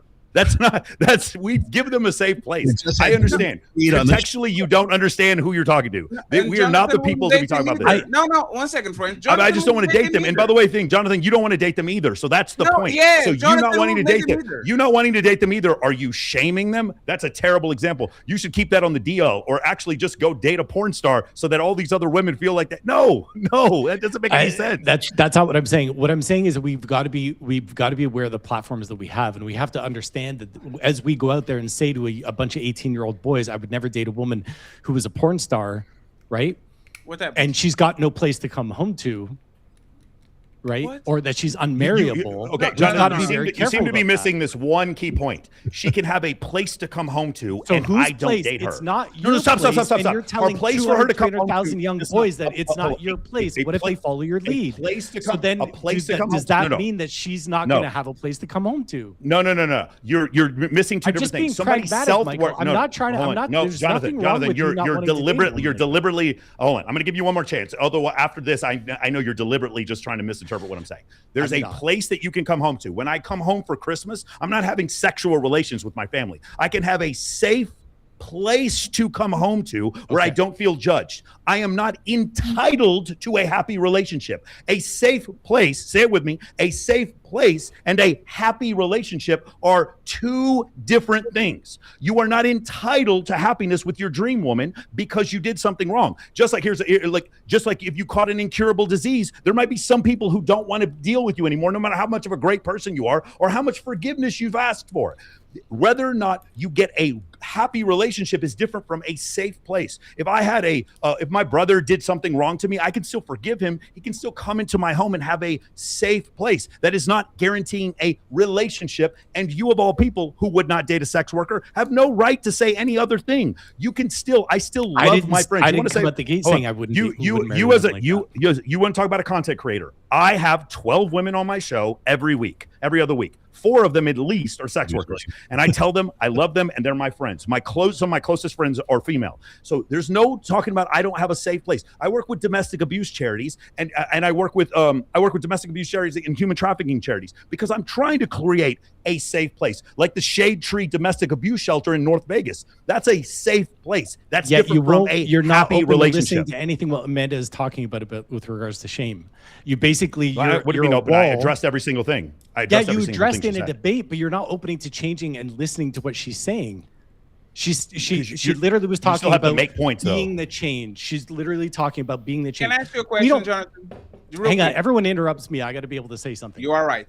I apologize in advance. This idea that we need to shame people into change, and Rollo kind of backed him up, and I'm not looking to pick a fight with Rollo, but he did kind of say that, if you want, you got to spit the facts to people and then they will, make change. And people were talking about, I think it was Michael that said you need to hit rock bottom, and it was shame that made them want to be a better person. Okay, so if let's just run with the theory, the hypothesis that shame is the way we get people to change, right? And Amanda's especially saying telling like there's a young different women way like this, to get this is people why to I change, think, and we don't need to use shame. The age But let's to just do run legal with sex the work should be hypothesis raised from that shame 18 is to the best way 21. to That's my personal opinion. prompt someone into but I would taking really action in love their that.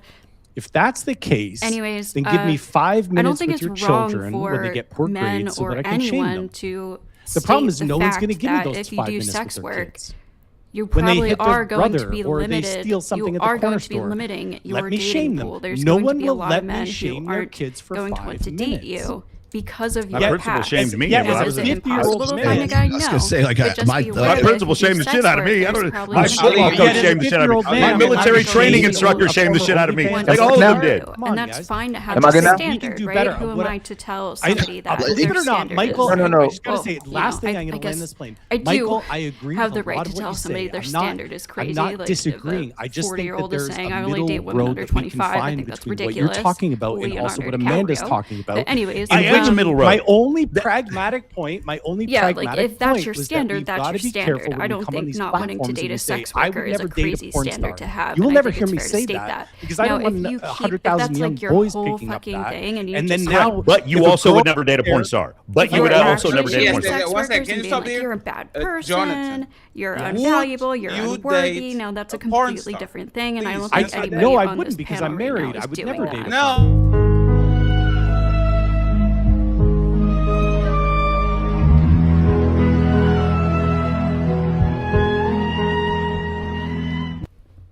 Jonathan, you made that man standing up and walking around the studio. What's going on?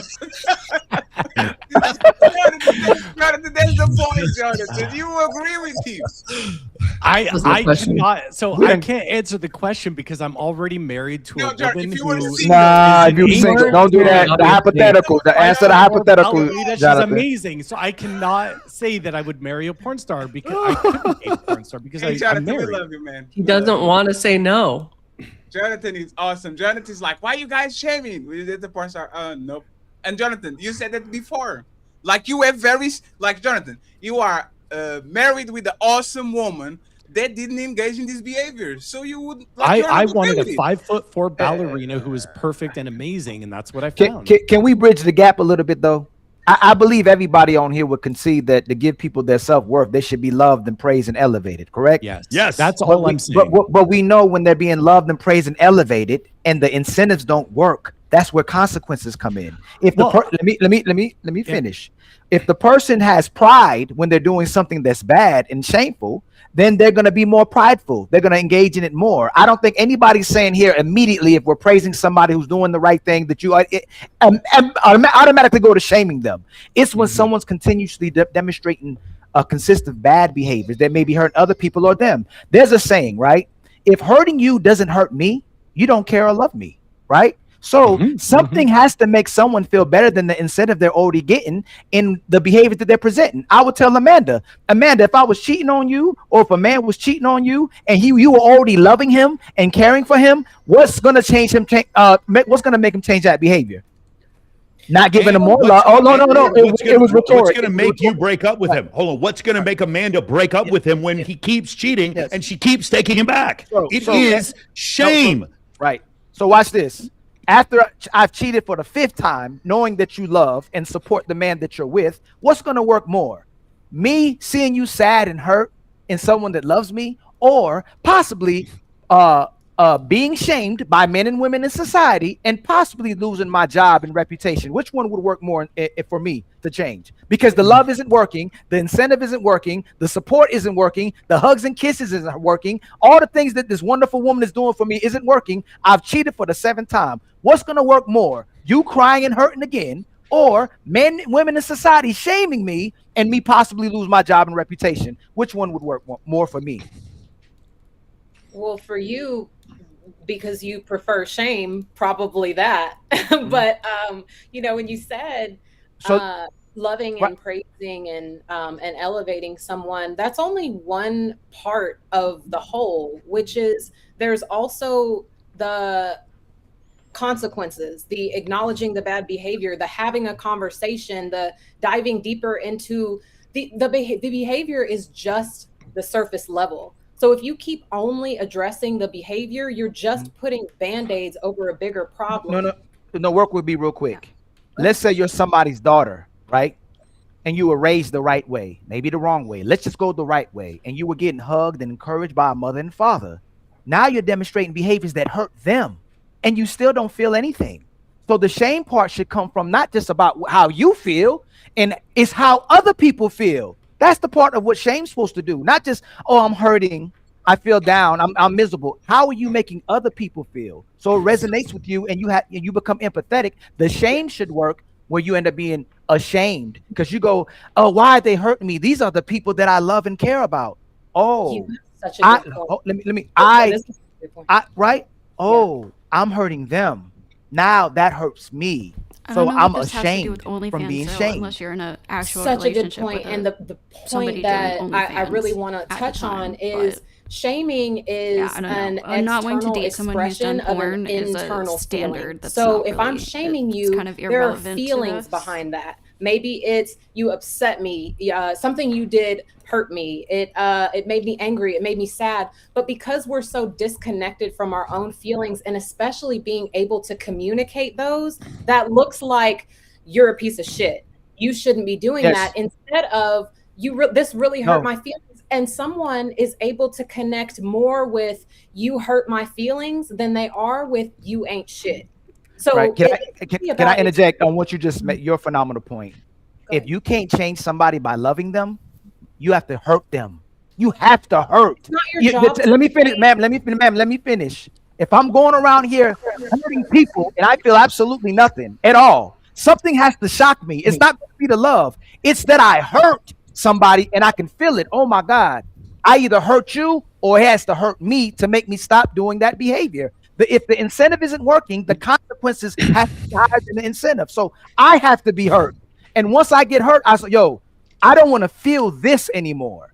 And then that's where the shame takes place. Now, if you're a narcissist, if you're a psychopath, and you continue to demonstrate those type of behaviors, you're just a trash person. The necessity of being shamed is to feel that you may be a trash person and assume the identity so you can take the time to change the identity and the way people are perceiving you. That's the point of shame. Let me see if I can bring this home for you, Amanda, just really quickly. Okay, so my people don't know this about me. My background actually is in behavioral psychology, not evolutionary psychology. Behavioral psychology, what Ali was just talking about a minute ago, there is negative reinforcement. Okay, punishment. Okay, how do you get?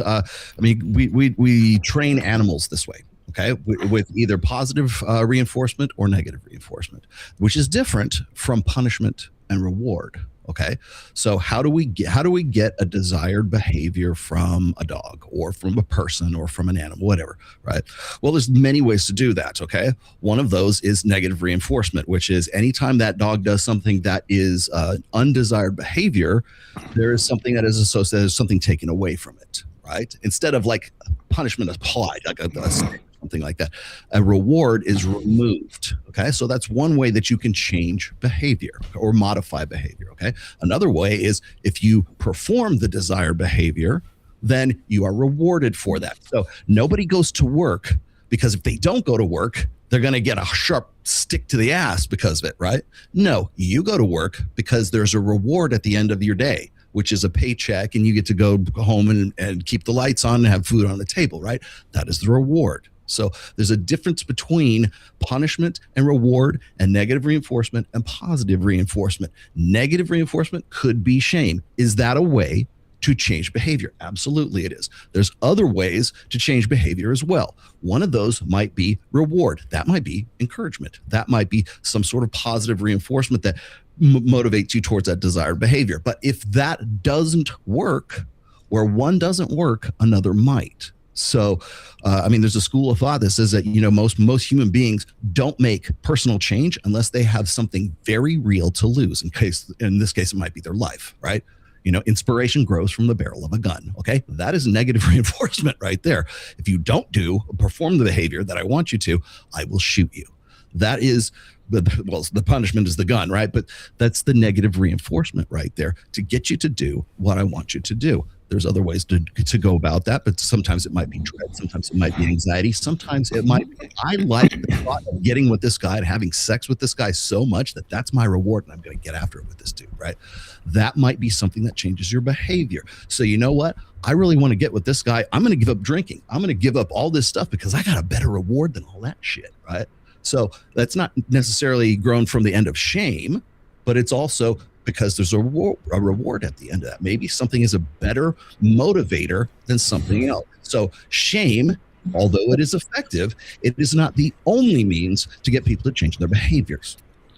Which I think is what Amanda's been saying this entire time. I guess the only issue and my only point when this whole thing started with Michael was just that our platform and being mindful of that. I go back to the Whatever podcast, right?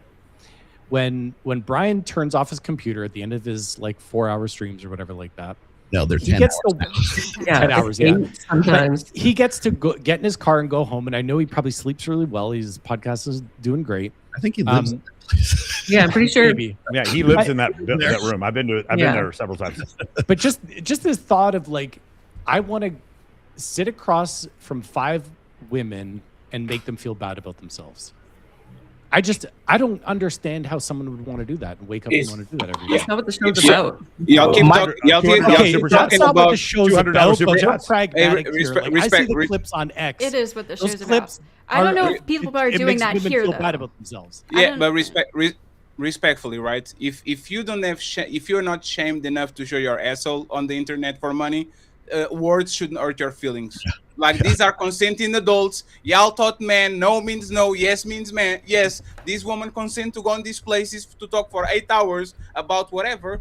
They should understand exactly what's going on. But to Rollo's point, there's one way of doing it with shame. But what Amanda's trying to say is there's a different way. No, but I don't know why this is so hard. You know why there's not a different way? Because men are being shamed to be better for women. You broke, go get money, sir. You fat, go to the gym, And how does sir. it make us feel? No, we talked about Homer Simpson. No that's one life. liked it growing up in the 80s and 90s. Jonathan, you know what waking up at 4 a.m. to go do a job that I don't want makes me feel? Life is pain. Like since when, like people do things that they don't want to all the time that cause them pain, that cause them stress and all these. This is the life of a man. I have to do things that I shouldn't be doing, but I doing because I have a woman. So now I need to have a 4-bedroom apartment instead of 1-bedroom apartment. I need to have a bigger car. I need to have a better job. And you know what we say? Go ahead and do that for your family. But every time we ask women to do very little things to adjust so they can fulfill the obligations of a man, you do what you did right now. Why do you have standards, Michael? Why are you telling people to do? Men are entitled to have standards too. And if if nobody qualifies to their standards, die alone. It's fine. Nobody's watching our show, are they? If your standards are so high that nobody actually wants to come in and be with you, go die alone, sir. You made your standards. But it's kind of fucked up that instead of actually asking people to do better, is a race to the bottom. Yeah, accept that. By the time we're done, I accepted everything. She loses respect for me, and now she's with Jonathan because Jonathan actually has self-respect and he puts his foot down and he has standards. So you are telling men to become a man that this woman will despise because women don't hate a man more. A man that they hate is a man that has no spine, no standards, and accepts anything and everything they do. What are the standards that men should uphold, Jonathan? Can you give us some? I think Michael is setting good standards. I think we can make a choice as men to say, no, that is not someone that I would want to date. I'm not trying to sit here and say that he should, because she's, found God and turned her life around and now all of a sudden she's worthy of marrying Michael. Michael can definitely have that standard. I just think that there's a line there. It's not a black or a white, but there's a way that we can look at it and look at it from the perspective of our platforms to reach across and show love the way Amanda's talking about, show acceptance, show understanding, but also at the same time call people to a higher standard. So I think we can do that. I just don't think that we need to do it from a place of shame. And I actually don't. I mean, as far as I know, and Michael, I'll definitely go and check your podcast and your stream out after this, Rollo yours as well. I don't think any of the men on this panel would want to sit across from 5 women and make them feel bad about themselves. Oh my gosh! Can I say something? Right? I don't think any of them would do that. Please. Right?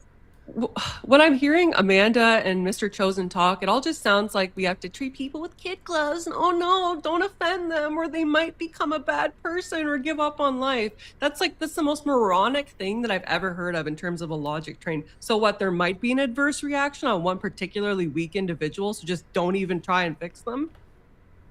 No, not at all. So I'm not saying that the behavior doesn't get addressed. I'm not saying that we don't have conversations. I'm not saying that consequences don't happen. I'm just saying we don't have to say you're a piece of shit to do that. Sometimes we or do unmarryable to do that. Yeah, yes, but can we bridge the gap again? Let's bridge the gap again. You're marryable, just not by me. We're going to bridge this gap again. What Michael was talking. Hey, Michael, it isn't that shame works better on men. It's the fact that men are shamed. Women shame men if they're bums. Women will shame men if they're rich. Women will shame men if they're tall, if they're short, if they're fat, if they're broke, if they're vulnerable, if they don't express themselves, if they're emotional, if they talk, they don't talk, if you're ugly, if you're handsome, if you're just breathing. So the main thing is what Amanda's trying to say, even though she's not saying this, is we shouldn't shame men and people. We shouldn't shame women.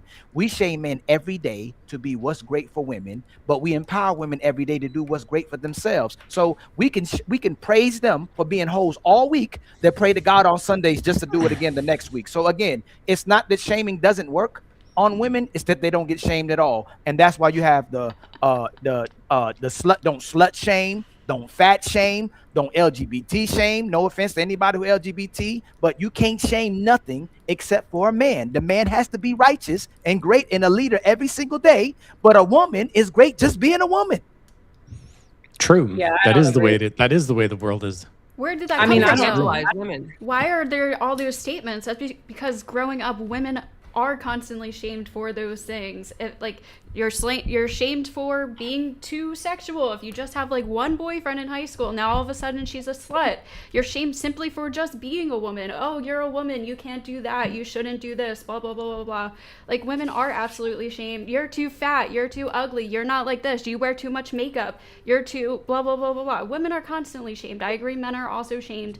But yeah, I don't even like I don't know. I have complicated feelings about shame. I don't like it. I don't think it typically works. I do think judgment is good. Certain amounts of judgment is good.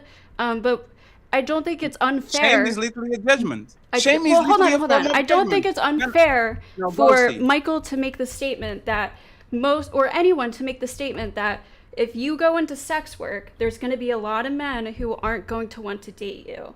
That is a true... How's that not fair?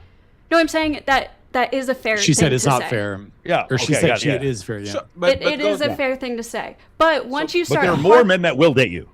There are more men. They're just not as high status. Go ahead. Once you start harping on like, oh, you have no value because you did sex work, or you're worthless, or you're just a useless slut, or you're a bad person, blah blah blah. That's shaming, and I think that's bad. But I haven't seen anyone on this panel in particular do that. So, but Ghosty, the problem is right. It's not that women are not shamed. We just erased the loser label for women. And that's extremely problematic because men loser label is in anything and everything. You short, you fat, you broke, you live on your mama house, you ride the butt. Like men are losers for anything and everything. You're not funny, you're not charismatic, your accent's funny. Like you can literally loser. And if I ask you what is a loser as a woman, is a fat woman a loser? No. Is a woman with a bad attitude loser? No. Is a woman with 100 bodies loser? No. Like, let me ask you, for example, is Bonnie Blue, I think it was Bonnie Blue, like what Michael said, that fuck 1,000 men in one day. Is she a loser? If you think she doesn't get shamed, that's just ridiculous. Also, most of the shaming is coming from other men, by the way. Most of the men shaming comes from other men. To ask those questions. It was a very particular question, Ghosty. Let's prove right now that women are losers. Is Bonnie Blue that fuck 1,000 men in one day a loser? No. What do you mean by loser? Like she's hey, Fatty, ask. A winner. Is a man that put his hands on women? Is he a loser? Yes. Yeah. No, not you. See, you answered it so fast. Well, you're comparing sex work to abuse and domestic violence. I mean, I'm just like. Just 1 second, please. 1 second, friends. Ghosty, do you notice when I was telling what society consider man a loser over and over again, being broke, being short, being fat, being this, like you didn't register because you know it's true. You know, men literally get slotted into certain categories when they don't measure up to par, and the standards, for the most part, are pushed by men and women. As do women. Right? Absolutely, right? So if I ask you, is such and such a loser, and the first thing you say is define a loser. You've been on this planet for 30 years. You should know what is a woman loser. I mean, first of all, she's going to jail, I think, in Australia. So that's kind of like, that would make you a loser, right? But is she losing at life? Like, she has a lot of money. Does having a lot of money make you a winner? That's where I'm like a little confused. But go. Yeah. So this is about $15-20 million. No, she's not a loser. And this was exactly my point. That's not the life like I want. Ghosty, and this was exactly my point. While we're looking for anything and everything to disqualify men and to put him a negative label, no matter, like, they may be good people, they might be righteous, they might be all this, but he's unemployed, a loser. Women have to have a complete train wreck of a woman in front of them to say, you know what, this woman is a loser. And when I say is a loser, nobody should admire her, nobody should aspire to be like her. Most of society should look at her and do, yuck. So yeah, like Amber Heard. You just picked a weird example. Like if you picked like somebody dangerous like Amber Heard or someone who falsely accused people, they're losers, obviously. You're comparing domestic violence to someone who does sex work, which sure, but you know no, but it's a double standard. You know why y'all you know why it is categories. That's two different categories. One is immoral, one is like a choice like you might agree with. You know why I know that y'all lying? Because in private, if I am telling you the Bonnie Blue situation, all women cringe. All women do, did she did what? In public, y'all are like, what's the problem? And let her leave. in private, women have way more visceral reactions to Bonnie Blue fucking 1,000 men in a day than they actually have in public. Matter of fact, let me just say this. Wait, what? Let me just say this. Even whores look at that behavior and they cringe. Yeah. Like, why did you, even women that either are on sex work or OnlyFans models, they look at their behavior as something repulsive because, like, why? Why would you do something like this? It's not that you're starving. It's not that you are. So she is a loser, but you just called. So she is a loser, even though you just called her a winner. That's why I asked, like, in what way? Like, I called her her a winner? lifestyle. No, Rollo called her a winner. Because she's rich, right? So that makes her a winner. But her lifestyle, like, I don't know, like some people would consider that her being a loser. That's why I'm asking, like, in what way? No, so you consider her a winner? No, we're confusing the point. Like I can see the circle that we're going in. Like, yeah. No, I understand. It's like we're saying two different things, right? So it's like one of these things where it's like in my household, I understand morality, reason, accountability, and logic. But outside of my household, in the world, they don't. So in our mentality, is she a winner? Well, I probably wouldn't want my daughter to be like her. So I agree with you. In the world, though, what we're saying is, what Rollo is saying is, how does the world react to her? With money, fame, praise. She's a feminist leader now. So that both things can be true. What we're doing is both sides of you are illustrating the lunacy of the world that we live in now. That's it. That's all we're doing. You're both right. It's just one of you is right about what, she can be a winner, all in this still be evil as fuck. Yeah, that's correct. That's what I'm saying. Like Pol Pot was probably considered a winner while he was murdering all those people with the Khmer Rouge back in Cambodia. He was probably a winner. So Joseph Stalin probably thought of himself as a winner. He's also a terrible person. Like both things can be true. So that's where we're going to keep going in circles until we come to that realization. Yeah, you're saying like in general. Yeah, in general, you're right. Morally, in my home, no, I don't. I'm sorry, honey. I don't want you on the pole. That's not how you're going to pay from college. I'm your dad. I'm going to pay for your college. You're not going on the pole. In the world, she's not going to be shamed for being a stripper because TikTok has taken the shame away. Both things can be true. Mike. Dan Bilzerian, winner or loser? Yes, it's such a great point. Such a great point. I have all time so many women who I've talked to are like, Dan is a piece of shit. No, would never fuck. I know 6 girls that literally told me they would never fuck Dan, and I went to Dan's house and they fucked Dan. I know at least 6 girls. It is so wild to me. Like, yes, Dan is a good friend of mine, but it's like one of these things where it's like people are like, he's a loser, and I'm like, he's a loser with $400 million. Like, I understand what you're saying. I understand why you don't like him. I don't agree with a lot of shit that he says, but I watch women kick each other, literally foot push each other to try to get into bed with him, and everyone's telling me that he's a loser. And no, he doesn't pay them. No, he doesn't. He doesn't pay them. They're literally just want the clout, and they are killing each other to try to get with him. So I don't want that lifestyle. I think that's too hedonistic. By the way, so does he. That's why he doesn't do any of that shit anymore. But at the same time, for you to say, again, here's the best example. The S&P 500 does not get to determine its own value. The S&P 500's value is determined by buyers and sellers. Whether or not someone has high levels of value is not determined by any one of us. Even about Bonnie Blue. Now, internally in my home, I can determine whether or not I think she's a winner or a loser. But externally, I can't be like, I can't believe these. Did you guys see Bonnie Blue's like engaged to some guy now? And it's like, I can't believe this guy engaged to Bonnie Blue. Oh, it's so no. I don't get to determine that. Someone picked her. Out there in the world, someone picked her. Someone decided that Dan Bilzerian, the stock price of his Ignite stock is worth X, and he's worth X millions of dollars. Someone decided that no matter how many mom and pop stores that Jeff Bezos put out of business with Amazon, he's one of the richest men in the world. Someone decided this. No matter how much little I think of Lauren Sanchez, a billionaire married her. So I can't decide her value. I don't get to decide other people's value. The world does. And so that's why I'm saying that when it comes to this, internally in my own home, in my own church, yes, I can decide my values. But out there in the world, I can't. Does it make sense? So, Michael, that's a whole different. Before Rollo goes, and then we have to go to I need AVG to answer the prompt and go to the next question. I don't know if y'all remember the prompt before Michael come in. It's so funny this is because the Fatty's prompt. entire chat is What saying, do women like? Ghosty's Do so woman disingenuous. don't Oh care my god, about Ghosty's looking right for or attention, wrong. even though I've been quiet Women for the care past about hour. winners and losers. And oh my god, And she's this just trying to be conversation, full controversial. circle, She's so kind of stupid. make And then us Michael think that, jumps in like and this literally example agrees of with Dan me. Bilzerian, But they give a nobody's fuck about gonna right go or back wrong. and say, They will oh yeah, do Ghosty moral actually was judgment right. and It's then just go so fucking and pick the stupid. winners that they think that are winning. This is not about right or wrong. This is not about doing what Jonathan and Amanda Amanda wants us to do, being pathetic and be nice, then Bilzerian be kicking us out of his house since the mid 2010s. And this woman know, and they know there's 10 men on their DMs that want to treat him right and want to be just the only one, and they're ready to go ahead and flock to that man. And in a lower doses, it happens with the average woman and the guy that is tall, handsome, and all these things. So why should I do the Amanda and the Jonathan thing, right? When women clearly don't care about the right thing, they care about the winner. Why shouldn't I become ruthless? Why shouldn't I become that person instead of coming in with empathy and all these things? You're right. Like, why should I do that? Go ahead, Rollo, and interrupt me, please. Well, Mike, just to clarify, it's kind of a bastardization of what like Rich Cooper was saying. You know, like how women don't care about men's struggles; they wait at the finish line and fuck the winners, right?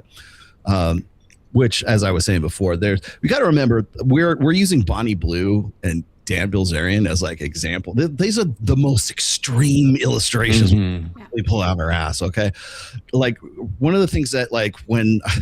I remember this one conversation that was on Fresh and Fit, and I think it was Destiny was sitting across from Fresh, and Destiny said something effective like, what percentage of women do you think are getting flued out to Miami by Drake to go on a yacht party or something like that? And Fresh is something like 30%, which is like really ridiculous. But it's more like a fraction of 1%, right? But that's not the point. The point is this: is that because that one woman. There's one woman that was flown out, and she has friends, and it's just exponentially goes around social media, goes around Instagram and everything. What that does is it affects the attitude and the understanding of the sort of the self-evaluated value of that woman. So if that bitch can get flown out, I'm cuter than that girl. I could get flown out too.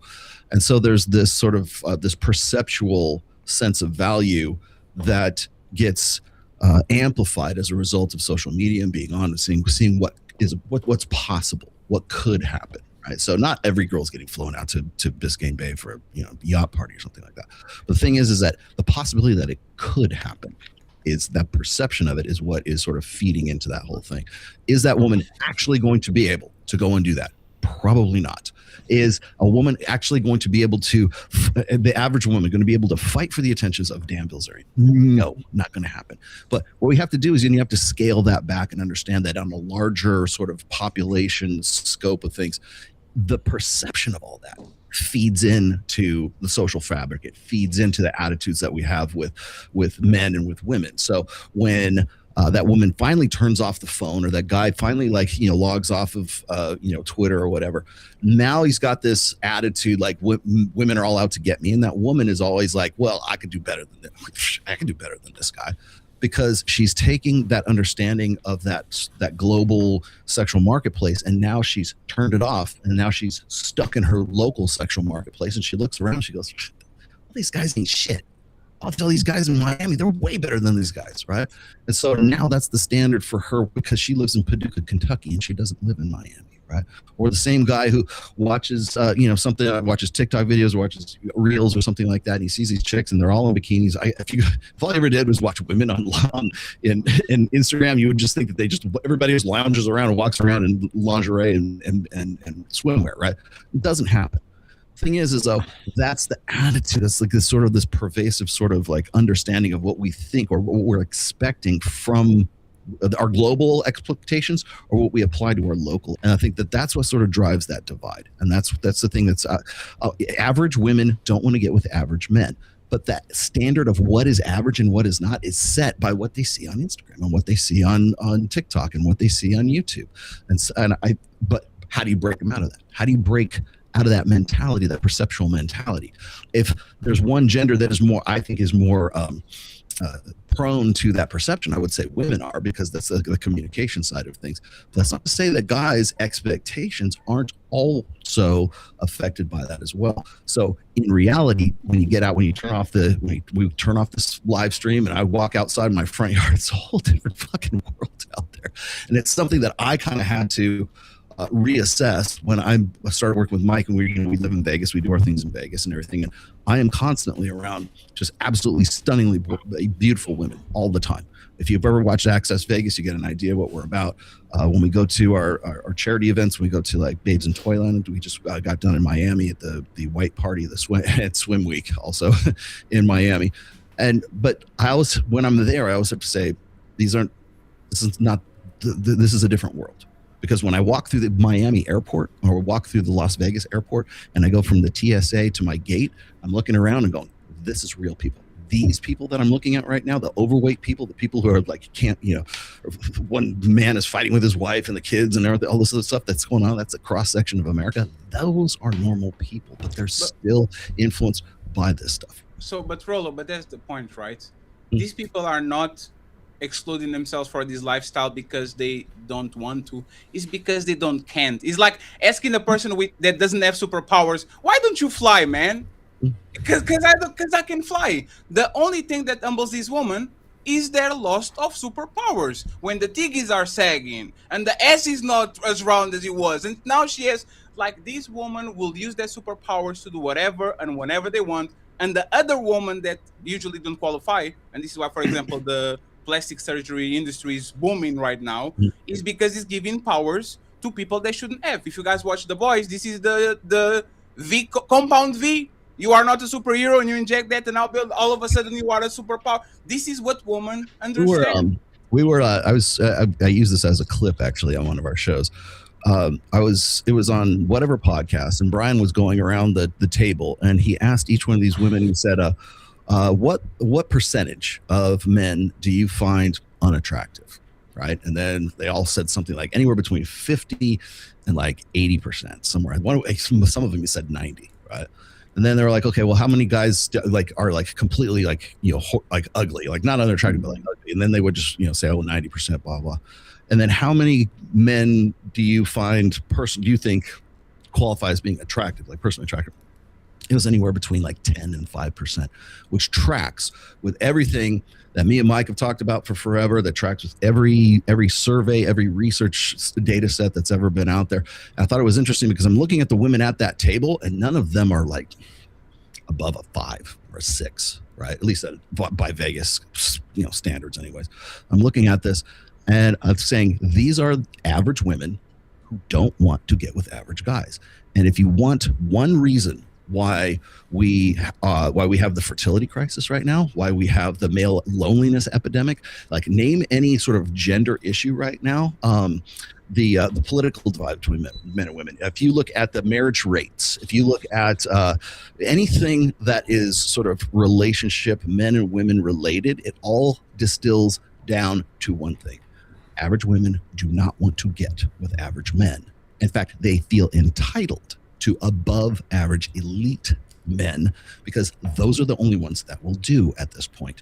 And we were just talking about, I wouldn't marry, I think it was Jonathan. I wouldn't marry an OnlyFans girl. Well, guess what? The average woman doesn't want to marry the average dude either.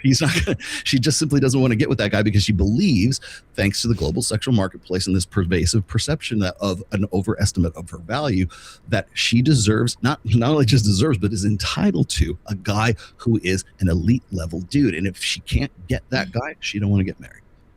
Amanda and Ghosty, I want to ask you this question before I read the super chats real quick, okay? Does the average woman respect the average man? Does the average woman want the average man? Okay. It's time for some super chats.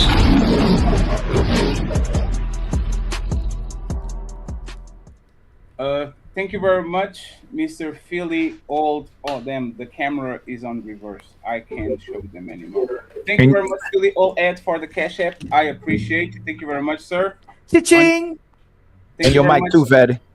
My mic is gone? It's not on. It's good. It's not the spatula, man. Oh, yeah. Oh. That's crazy. Philly Old Ed, thank you very much for the Cash App. Thank you very much. He says 20K. Salute. I appreciate you, sir. Cha-ching!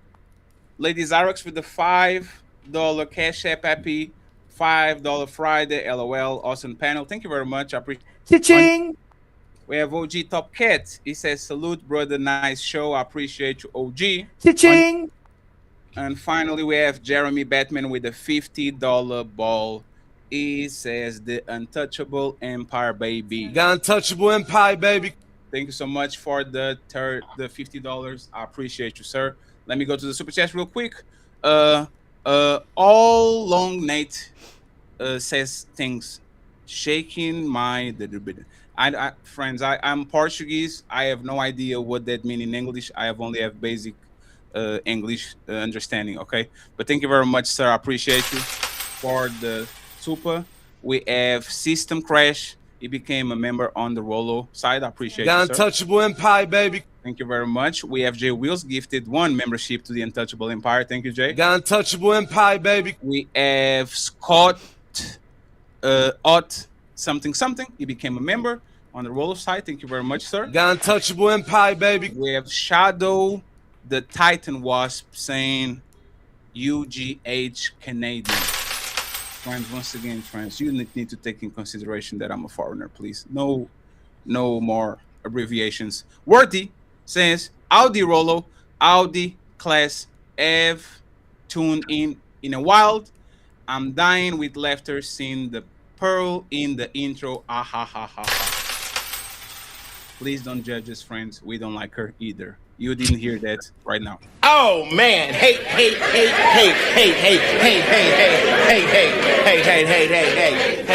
Leisha became a member. Thank you very much. The Untouchable Empire, baby. I appreciate it. Big Ed in the building. The Untouchables in the panel. Thank you very much, sir. Carl Anderson with the 5 membership. The Untouchable Empire, baby. And we eat this with another one. With another 5. Thank you so much, Carl. The Untouchable Empire, baby. Big Ed says compliment to the chef, Ilkan and Fatty, the Untouchables. Thank you very much, friends. Thank you. We have my boy Tisted Pup with 5 Untouchable memberships. Thank you very much, sir. The Untouchable Empire, baby. We have 20 to go. Tilji, should arranged marriages be more common in the society moving towards the future? Rollo, can you give us a quick yes or no? Should arranged marriages be more common in the society moving towards? Okay, so when it comes to arranged marriages, I understand the logic behind that. I just think that they're untenable in modern society right now. I didn't think it won't happen. Is it a good idea? Sure. There's a lot of great ideas, but can you make them actually, functional? Not gonna happen. He said no. They don't work. 0. Most people don't change. This is all you need. Thank you very much, Zero Fallout. We have TLG. He's saying, Jonathan, stop saving these hoes. If Jesus can't save these hoes, why are you trying? What make you think you greater than Jesus? Keep trying, Jonathan. Don't listen to him. Maisha, thank you very much, Maisha, for the 5 Untouchable memberships. I truly appreciate you. Not 5, 10. Thank you. I believe that there's multiple so-called black leaders who believe that they are untouchable. The Untouchable Empire, baby. Thank you very much. Shadow says, literally, internet lives forever. Thank you very much, sir. Philly Old Ed became a member of the Untouchable Empire, baby. Thank you very much. Frieza in the building with another membership. The Untouchable Empire, baby. Frieza again. The Untouchable Empire, baby. Thank you so much, Frieza, for another membership. One more again. Again. Thank you. Big Bad Kahuna. Another membership. Salute to you, sir. Appreciate it. The Untouchable Empire, baby. We have a bit of smarts. Should your woman prove equal love, Jonathan, or no? Jonathan, should your woman prove equal love or not? 100%. I definitely think that we all need to put our best foot forward and be constantly earning the admiration and respect from our partners. So yeah, I don't think it's wait. Was that what you said on the beginning of the show? I didn't say that. I said that I said what is, not what should be. He was saying what is the reality, not what should be. The reality is that that's not the case, but it should be. Yes, I do believe men and women should make equal amounts of effort. Let's go with reality, right? Should you qualify your woman, probably an attractive woman, probably can replace you tomorrow? Should you work, like, should she earn that from you? 100%. Like, when men operate from their best moral high ground, they can call their wives and their partners to be the best version of themselves as well. It's not a one-way street. Jonathan, no, but you didn't say that at the beginning. You said earlier she don't have to prove anything. She shouldn't have to prove anything. Jonathan, that's why we had a conversation. Jonathan, I was stating the reality of the situation is that a woman out there today, and you guys, and Fatty, you brought up the woman whose breasts have changed and her butt's changed. Sure. Even she's pursued. So even she doesn't need to prove anything to get a lover, right? So what I is was your just stating stand? that that's the reality. I don't think that it's right. I definitely think she should be putting in just as much effort as a man. Yeah, but Let it go, Fat. you know what, Fat, Jonathan? he did one of them. You know what, He did Jonathan? one of them Hey, backtracks. Jonathan, Michael is I'm going agreeing to, with me. I I'm going did to, not do a. I I'm did going to not do a play big this for myself, Jonathan. I should be quiet. Boy, you don't sit your stupid ass down. Who the think you is? I'm going to be quiet, Jonathan. I am wrong. Okay, I am super wrong. Thank you very much. We have Dottie Girl supporting Fatty. Great show. Thank you so much. I appreciate it. Shout out to my brother Il Canali. Did a great job this week. We have Dottie Girl with 5 untouchable memberships. Thank you so much. Yes, Untouchable Empire, baby. We have more 10 to go, and then we'll go back to the show, friends. Uncle Rick, born your in feelings are Bangladesh. She yours. lived in How you Bangladesh feel until she isn't what came here for happened. college, Let's go, Fatty her and mother Ali. was Shout out to Uncle Rick. I in an hope you had arranged a happy marriage birthday with a week. man Thank you very who much. was Reckon much, Rich, much older 5 than pounds. her. I don't He want to was judge them. not a good I just want to take husband. their He was not a livelihood good away. father. The Book of But because Jonathan. he was Shout out to extremely Jonathan, rich, always on. her brand. parents made her That's get not the Book married of to Jonathan. him. He has another name. Not a good Stop hating. situation. Zero fallout. Why should men care about these 3 or 4 getting cuffed up? Women just don't like to take L's. We are not at extinction levels like the old days. We kept them as a pariah for the next generation to learn. Which is true. Zero fallout comes with another untouchable member. The Untouchable Empire, baby. I appreciate you striking it rich. Jonathan, I'm not disagreeing, Michael. I'm just pandering to my 2 supporter base, which list also attempting to get the viral clip that can help promote my new book. Jonathan has 50, 100, 400,000 subscribers on Instagram. Way more than us. I don't Jonathan, subscribe don't to you have that. like That's very mean. 100,000 subscribers, Jonathan? What's that?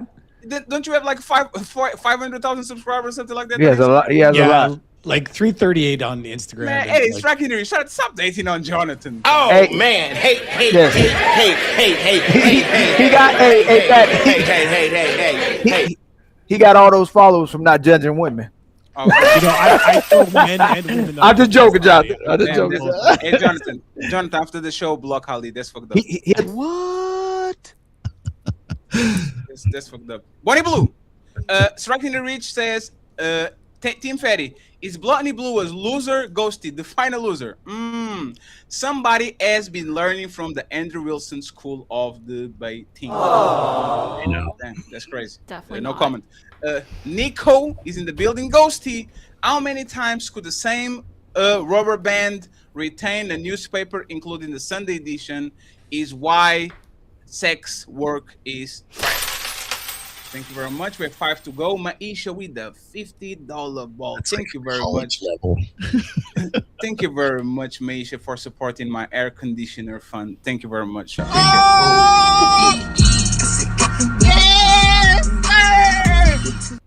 He's a sponsor of the show with the $100. All long night. Just saying, Paducah, Kentucky is a beautiful little town, and I would like to spend more time there.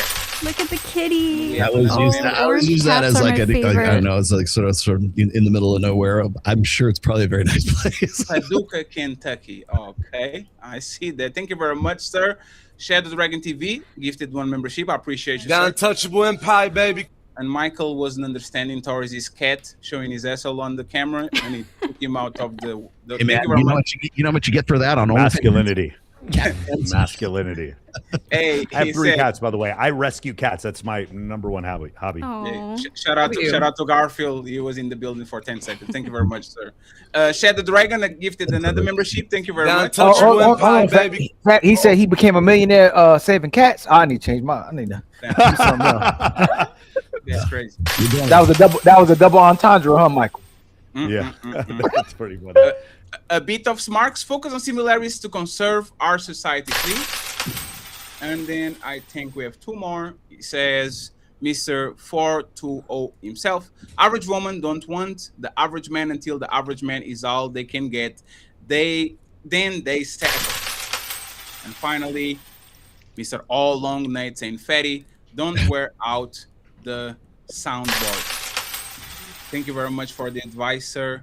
I will stop doing that because you asked. Okay, thank you very much. I will never play a clip again. Liar. Now, let's go back to the show, please. It's time to do. Amanda and Ghosty. Do average women want average man? Do average women think they are above the average man? I want to start with Amanda and then Ghosty, and then we go to the rest of the panel. Go ahead. Does the average woman think she's above the average man, and then does she want the average man? Is that right? Yes. Yeah, body language. It's what? Your body language, never mind. What's it saying? You about to tell the truth? Don't listen to Ali trying to destabilize you. Don't listen to him. So, the average woman wanting an average man. I think that women want the idea of what their imagination has created. I think that women are severely misguided and underguided when it comes to how they choose people to date. And so they end up dreaming up this man, this idea of the person that they want to spend their life with. And then they find that reality isn't meeting that standard. So my answer would be no, she doesn't want the average man, I would say. Ghosty? I would say, yeah, like I kind of agree. Women probably will say that they don't want an average man, but when it comes down to it, most average women end up with average men, and that's seen by most married men aren't 6'1". Most married men don't make over $100,000. Most married men are in pretty average shape.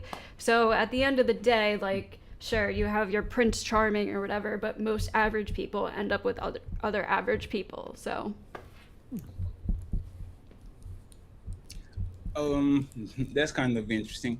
Are y'all kind of confessing that women only settle with their counterpart out of necessity, not because they actually like them? No, I don't think so. Not necessarily. Yeah, especially because the times we're in, I mean, women can support for themselves. It's not like back when, they needed a man financially to survive for safety and security. Is that true? Can I say that that's absolutely not true, Amanda? Yeah, most people can survive by themselves on this economy. They need a roommate. They need a mama. No. They You need guys a got to boyfriend. remember this. You guys got to pay attention to this. Women can't survive and support themselves on their own. All they've done is outsource that supporting to other men who they're not married to. Women don't run the oil rigs in the North Sea. They don't build the bridges in China. Men do that, right? They're just outsourcing support, right? So this is the thing that drives me nuts about this dialogue that's out in the world, that women can support them. They can't, but men can't procreate by themselves either. Men also don't create Christmas memories in the way that women do. We need each other. So this idea that we don't need each other, or that we're not supported by each other, is completely false and inaccurate. So I needed to clarify and that. I agree from the vantage point that you were looking at it from, and maybe there's some naivety in my perspective. So I wasn't going as far as to say that we don't need men to really uphold the infrastructure. I'm strictly referring to living arrangements. So paying But your then bills, the problem is you sound like Elon Musk. Elon Musk says, I don't have internal combustion engines. No, he's got external combustion engines. Half of the electricity produced comes from fossil fuels, right? So he's getting the electricity, he's just outsourced the combustion engine from inside the vehicle to outside the vehicle. So this idea that we don't need support is just, it's this dialogue that pits men against women. It makes women feel like they don't need men. It makes men angry when women say that. This is just divisive nonsense that we need to move away from. So I'm not coming down on you, Amanda. I'm actually just more coming down on this idea, but it bugs me to no end when I hear that women don't need men. women absolutely need men. They need to be supported by men just as much as men need women. It's called reciprocity. We all need each other. So, sorry. If I can jump in here real quick, because I know Jonathan mentioned something about him being a Sigma. So you must know something about sociosexual hierarchies. So when we're looking at, like, this is from Vox Day, by the way, is the author that came up with this. There's alpha, there's betas, there's deltas, there's gammas, there's omegas. A lot of people want to talk about alphas and betas and gammas, but they don't. We really don't talk about as the deltas. The delta male guys, by classification, are sort of the guys who are average men, right? I'm going to turn the Ned cam on. I'm going to turn my Greyhound on here in a minute. He's 25 pounds. So the delta males are the guys who are what Jonathan was just talking about. There's the guys who work on the oil rigs. They're the blue collar workers, right? They're the salt of the earth guys. They keep the lights on. They fill the potholes. Drive the trucks. They drive the tray. Exactly. Longshoremen. They are the guys who keep the lights on and keep the power grid running. They're the this is going to derail the entire conversation. I don't think Amanda was saying that women don't need men in general. Maybe he has a college degree, but usually in a relationship, they're welders. Finances aren't as important. He has more money than the guy with like college degree, by the way. Yeah, exactly. A man's or they work in raw finances aren't as sewage, right? Or important as they're they garbage used to men. be. Like, we Now, need those guys, but the problem two-income is that households when we are say typically average standard, women don't want to get with especially for the guys, average those are person. the guys So we're yeah, talking usually about. you do need So, somebody else up to until at least have a job recently, and really be probably making within the money. last, right around the millennia. So for Yeah, the last I don't think 25 she was years. saying that women don't We've been need telling men guys in general. that She they're was just superfluous. specifically Women, talking about women don't want relationships average that women don't want to get with average men's guys. Who are those finances average aren't guys? as Those are the guys who keep the lights prioritized on. as Those they are the guys were who had back a in the social day. contract right up until about Or 25 years ago that they don't said, have hey, to look, if be. you go and you They're make not- a good it's not living as and you're not an necessary. alcoholic and you go to church on Sundays Is and a you better way to you pay your taxes and you work 40 hours a week and you get you do what you're supposed to do, right? You're a real man. You get out there and you get the work done. You come home and you shower when you come home instead of like shower before you go home, before you go out, right? That guy had a reasonable expectation that if he did all of that, he could get with a woman who maybe she's got a job. There's a difference between a career woman and a woman who has a job. So she's got a job too. She can get with the average woman, will get with the average guy. They can have average kids. They can have a golden retriever in the front yard, and they can get a nice SUV, and they can go have fun on a Saturday at NASCAR or something like that. Whatever it is, right? That's all out the window right now because the social fabric is such that women don't need that anymore. They can do just fine by themselves, right? We have strong, independent women. Independent from what? Independent from men, independent from the support of men, independent from the relying on their long-term security, as I was saying earlier, on men. So if those women, those average women, don't want to get with average men, those guys go, fuck it. Why am I playing this game anymore? Why do I want to be a part of this anymore? So what happens is you lose the delta males. And when you lose the delta males, you lose society.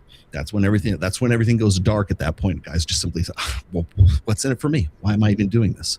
That's the first time. It's funny. It was interesting that I think it was Andrew Wilson who he was talking to Tommy Lahren on Pierce Morgan. She's just going on about what a real man does this and a real man does it. Here's your expectations and this is what you need to do and all this stuff. He just shut her down with one sentence, which is, what's in it for men? And she just looked at him like stunned, like I can't even believe you're asking that question. Like, well, because she couldn't answer it. There's nothing really there because the women that she knows already make their money. They don't need a man. A man is just sort of like an accessory. It's just like, it's nice to have, but not absolutely necessary. When you take that and you put that into middle America and you put that into the delta males, you lose the delta males. Lose the delta males, you lose society. I don't think society's better for that though, Rollo. Like a lot of women are really miserable because they're unmarried and I'm 36 this year, right? I was engaged once to a man that I had incompatible beliefs with, but I don't have any kids, right? And yeah, I think the amount of years I have left to have kids are probably quite limited, right? And I'm quite successful in my career. A lot of women are like me, and I don't really think that builds happiness because I'm living the feminist dream right now, and I don't find it, as rewarding as some of my friends who have kids and have a husband, right? Not because they don't like my job. I love my job, and I'm very happy at what I do, but I don't have family. Yeah. Well, I'll tell you something. Something very unread pill. Okay, it's I'm of the opinion that That's men and women are disgusting, better Jonesy. together than they are apart. 100%. I think that men and women are innate, natural, evolved complements to one another, right? So your weaknesses make up for my strengths, and my strengths make up for your weaknesses. Like, so if you look at the things that we're naturally, innately have proclivities to be good at, and we're not so good at in other areas, put us together, and damn, we make a pretty fucking good team if everything, locks in and we gel, right? Which is the way it used to be back in, the caveman days or whatever. But the thing is that now that we have gotten to the point where we have technologically made one sex superfluous, courtesy of hormonal birth control, then it's I don't think people really realize the impact, like the worldwide global humanity scale impact that hormonal birth control had on just human beings certainly for the last 4 generations at least. We're still, by the way, I think it's funny, it's like when people start talking about like the sexual revolution in the past tense, I'm like, no, we're still doing it right. This is the experiment. We're doing it right now, man. 100%. But should we prioritize, I'm asking the women too, and Rollo too, and Michael, should their happiness even be prioritized? Should we care about their happiness anymore? Like, if it's impossible to make them happy, and regardless of what situation they're in, should it matter anymore? Like, should society's security, the security of society, matter more than a woman's happiness today, especially when her happiness is all about herself? But even if she has herself, she's still miserable. Like, it would seem like the man's happiness is more prevalent or important, and society's security is more important than a woman's happiness, because she's never happy. A very easy answer. I'll tell you exactly why men are more happy than women are today. Very easy. Because men do shit. You got to remember that I think one of the biggest lies and one of the biggest crimes we perpetrated on women since really the mid 60s with militant feminism and everything is that women have an entitlement to this perpetuated, maintainable, sustainable state of happiness. I mean, you'll hear women who'll say they're divorcing their husband. Why? Because I'm unhappy. And it's like, okay, well, what is the happiness? Well, I just talked about that earlier on. It's like happiness is bullshit. It's unattainable, because our definition of what happiness is what we do, not what we are. You will never be happy. You will never be able to sustain happiness. That's why when I always see these research data on the single women without children are the happiest demographic, and then like 2 weeks later there'll be another one that says married women with children are the happiest demographic. It's all based on the same bullshit lie, which is that women can and should be happy all the time, and they are entitled to be happy all the time. The problem is that happiness is a proximate outcome, not an ultimate outcome. So I can do the things that make me feel happy. If I'm petting my dog, that makes me feel happy. If I'm playing guitar, it's making me feel happy. What do we say about emotions? Emotions are meant to move you from one state to another state. And usually that has something to do with survival or reproduction. So in happiness, sometimes it's probably about reproduction, right? But it could be other things. We got to remember that the way we process information in an emotive state, we have those emotions are meant to move you from somewhere to another place, right? So happiness is not some nirvana. It's not some place that's sustainable. It's not like, well, once I do these things, then I'll be content. Then I'll be happy. Discontent defines the human condition. You can never be contented. You know what? That's a good fucking thing. Because if we weren't, we would stagnate. We wouldn't have progress. We wouldn't have this wonderful, YouTube studio I've built for myself here, because all the people who put all this shit together that I have no idea how they did, they were trying to figure something out so they could profit from it, so they could feel happy, or they liked doing it. I'm happy right now being able to sit here and talk to you guys and have a good time doing this, right? I'm doing something that makes me feel the reward, the inherent innate reward of happiness. When I'm feeling stressed, when I'm feeling anxious, when I'm feeling depressed or sad or something, guess what? That's another emotion that's telling me I need to move from one state to another state. But only with happiness do we use that as a metric for success. We only use happiness to say, well, the reason why women feel the way they do, or the reason why women hate men so much, or the reason why women think that men ain't shit, is because those guys are expected to deliver a happiness that simply can't exist, because happiness is a proximate outcome, not an ultimate outcome. And so what we do is we say, okay, well, ladies, you can't feel happy and you deserve to be happy. All women deserve to be happy. But guess what? You can't rely on these sons of bitches to do it. But guess what? I've got these great antidepressants over here, some SSRIs. Why don't you take some of these? Oh, you know what? I also have Patron. Would you like some tequila? That will make you feel happy. I have a chemical solution. I have a chemical remedy for to make sure that you feel happy all the time. And it doesn't necessarily have to be a chemical. It could be a thought process. It could be a drug. You want to know why we have SSRIs prescribed to women at you just see these skyrocketing rates. Why is that? And people go, well, it's because women are all fucked up. No, it's not, because we've sold them this lie that they can be happy all the time. If you would just find some way to say, look, you can't be happy. You can only do happy. And you know what else you do? You get anytime somebody tells you women's happiness or men's happiness, they use some sort of research or some data set that says that wants to prove some kind of point, that then they're using happiness as the metric for them, tell them to fuck off, because that's part of the problem. It's this social narrative that it just keeps getting repeated over and over and over again. You will never be happy. You can only do happy. That's why guys are more happy than women, because we're out there doing shit all the time. That's why we don't have time to think whether or not we're happy or not, because it's a approximate goal or approximate outcome. It's transient. So if you asked a woman, what's your overall state of happiness at 25 years old and you don't have kids? They might have just got back from EDC and going, yeah, man, it's fucking great, man. I feel fucking great and happy, right? You ask them when they're 30 years old and they're like, damn, I can't find a man or anything like that. I'm not very happy, right? Well, it's because you're not doing happy. You think that happiness is a sustainable nirvanic place you go to and you could find it. And what's really dangerous is when we attach that idea to a guy. So when a woman marries the guy and the man can't provide this sustainable, endless state of happiness, that, like what was saying, I think it was Jonathan was saying, you can never make a woman happy. That's very, very true. But it's true because you have to feel happiness in the doing, not in the being. There's no, you're just going to sit there and, okay, what do I have to do to make you happy? Like, you're doing the things that you're doing, and she's not. She's the one who's supposed to be the recipient of happiness, but she can't be happy because she's not doing. You are.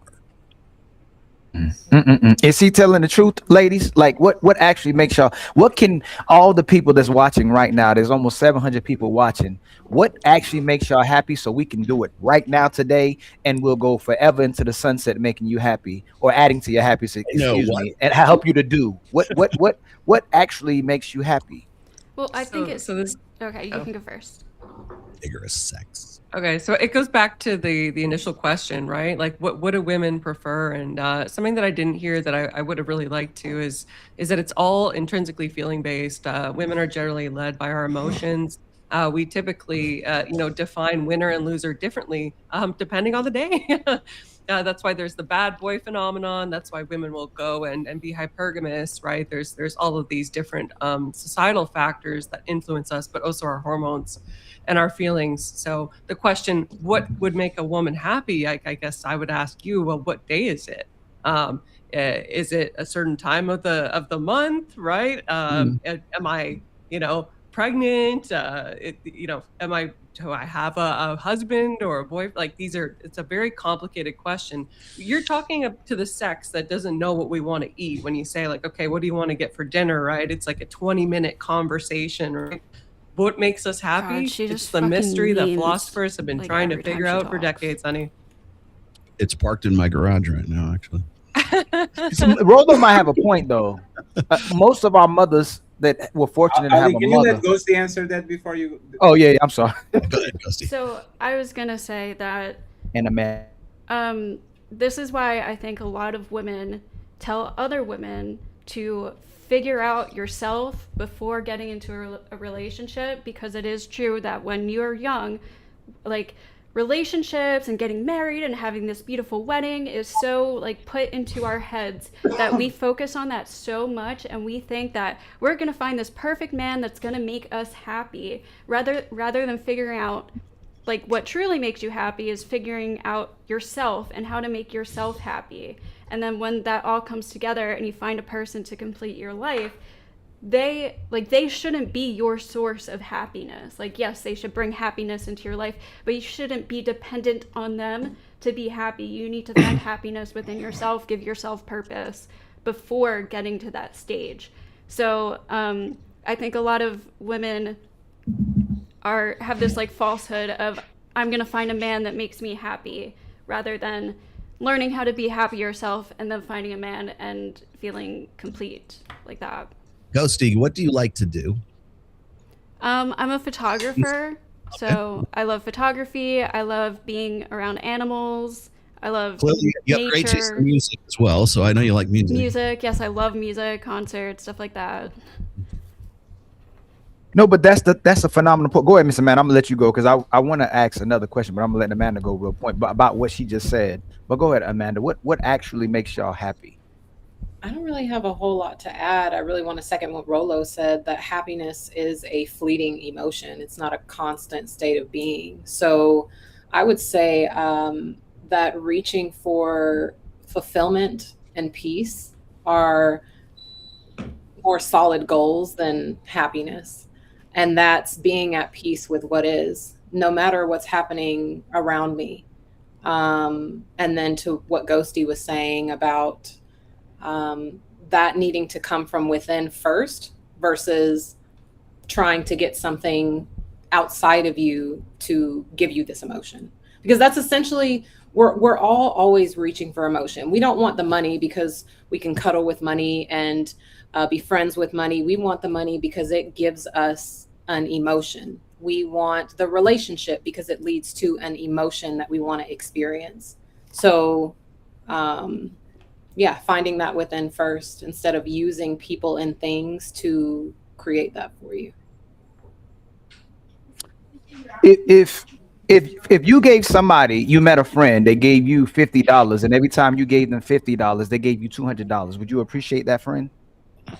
Say that one more time. If you met a friend and every time you gave them $50, they gave you $200, would you appreciate that friend?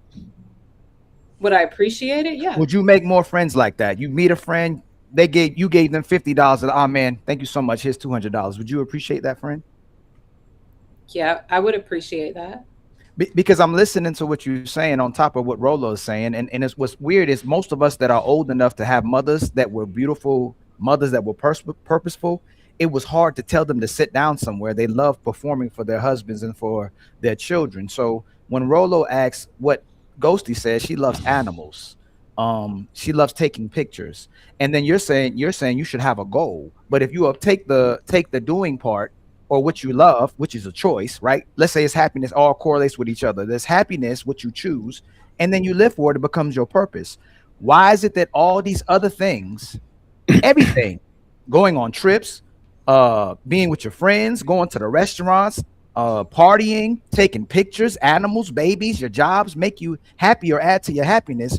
But for some reason, when a man is added to your life, something you have to do for him, you become miserable. Or express that you're miserable. That's the part I'm still trying to figure out, and I can prove it. If you go onto Instagram and you type in "I hate being a mother," there's countless mothers on top of not liking to be with their men and calling themselves maids and oppressed.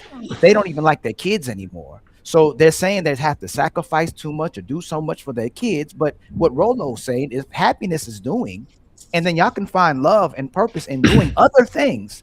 What is this making you so most miserable? I'm not going to say it's women on the panel because it's never the women on the panel. What is making it women so miserable doing for their men and for their children today?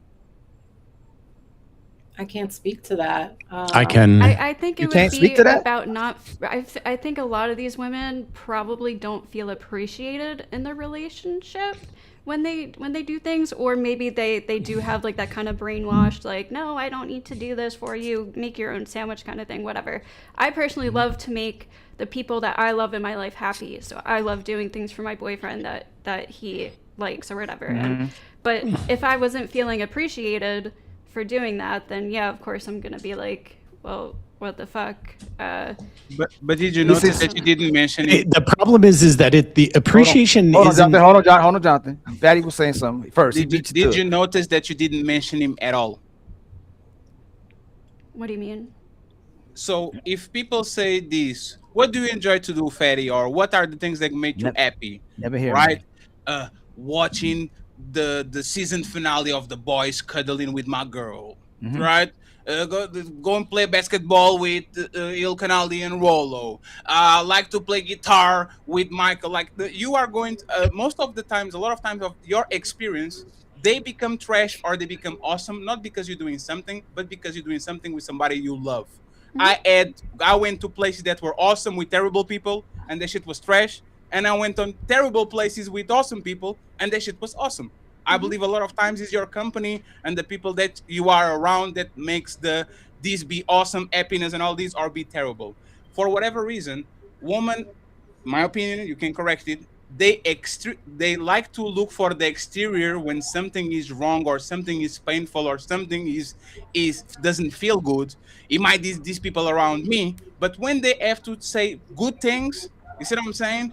Is very like the husband doesn't come first, the boyfriend doesn't come first, the kids don't come first. They never verbalize it. See what I'm saying? They will always go to places that usually are once again is there, is them, and anybody wants this because I hear the Well, I'll add to that, Fatty. You raise. You make a hold really on, good point. Jonathan. I asked the question. I asked that question for a reason. Mm-hmm. Who does more for women? Babies, their friends, or men in general? Who does more for women? That's why I asked, if somebody gave you $50, if you gave someone $50 and they gave you $200 back, who does more for women? Is it the babies, their friends and animals, or is it men in general? Just like was it Rollo? No, Jonathan made the phenomenal point that most of everything you go to and outsource is from men. So I'm asking, who does the most for you? Animals, babies, your friends, or a man in general? But I thought he was asking me like what I like to do outside of Outside like a of just- relationship. I did, and that's why I correlated. He asked you because he correlated happiness with doing, and it becomes your purpose, something that you like doing. You make a choice to it. I love pictures. I like taking pictures. Now it's my purpose. It brings me happiness. That's why he asked you. It's the doing. So when you said that, I asked you. Now we get to the point, who does more for you? Who does doing is happiness? Men find happiness in doing for women and children, right? Who does more for women? Well, Is it babies? I think if Can you you ask, answer? I think if you I'm ask asking women like what's your life purpose, especially if they have children, most No, of I them didn't are ask going that, to though, say, Ghosty. I know, Ghosty, I'm I going to didn't ask answer your that. question. Most of them are going to say why you my talking about children, even though they don't really do anything for them, right? Except for like give them happiness and a purpose Yes. in life, right?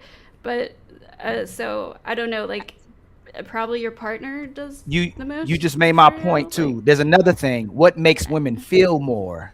Is it their animals, their children, their friends, or is it a man? So it has to bring me to three things. Either you have DNV, you have an indifference towards men, or a dislike towards men that's taught and you're conditioned to feel this way, or by nature there's somewhere inside of the women where they actually don't like men and children the way they say they are. So I'm trying to figure out which one it is, because you admitted it, that the kid makes you feel happiness and feel good. It gives Your you friends, fulfillment. Yeah. yeah, but it's a choice. They're not doing nothing for you. The baby really doesn't do anything for you. The cat and dog, you're actually serving, you're walking the dog and cat, you're feeding the dog and cat. They're your cat and dog that does nothing for you, but your man, I'm a maid to him.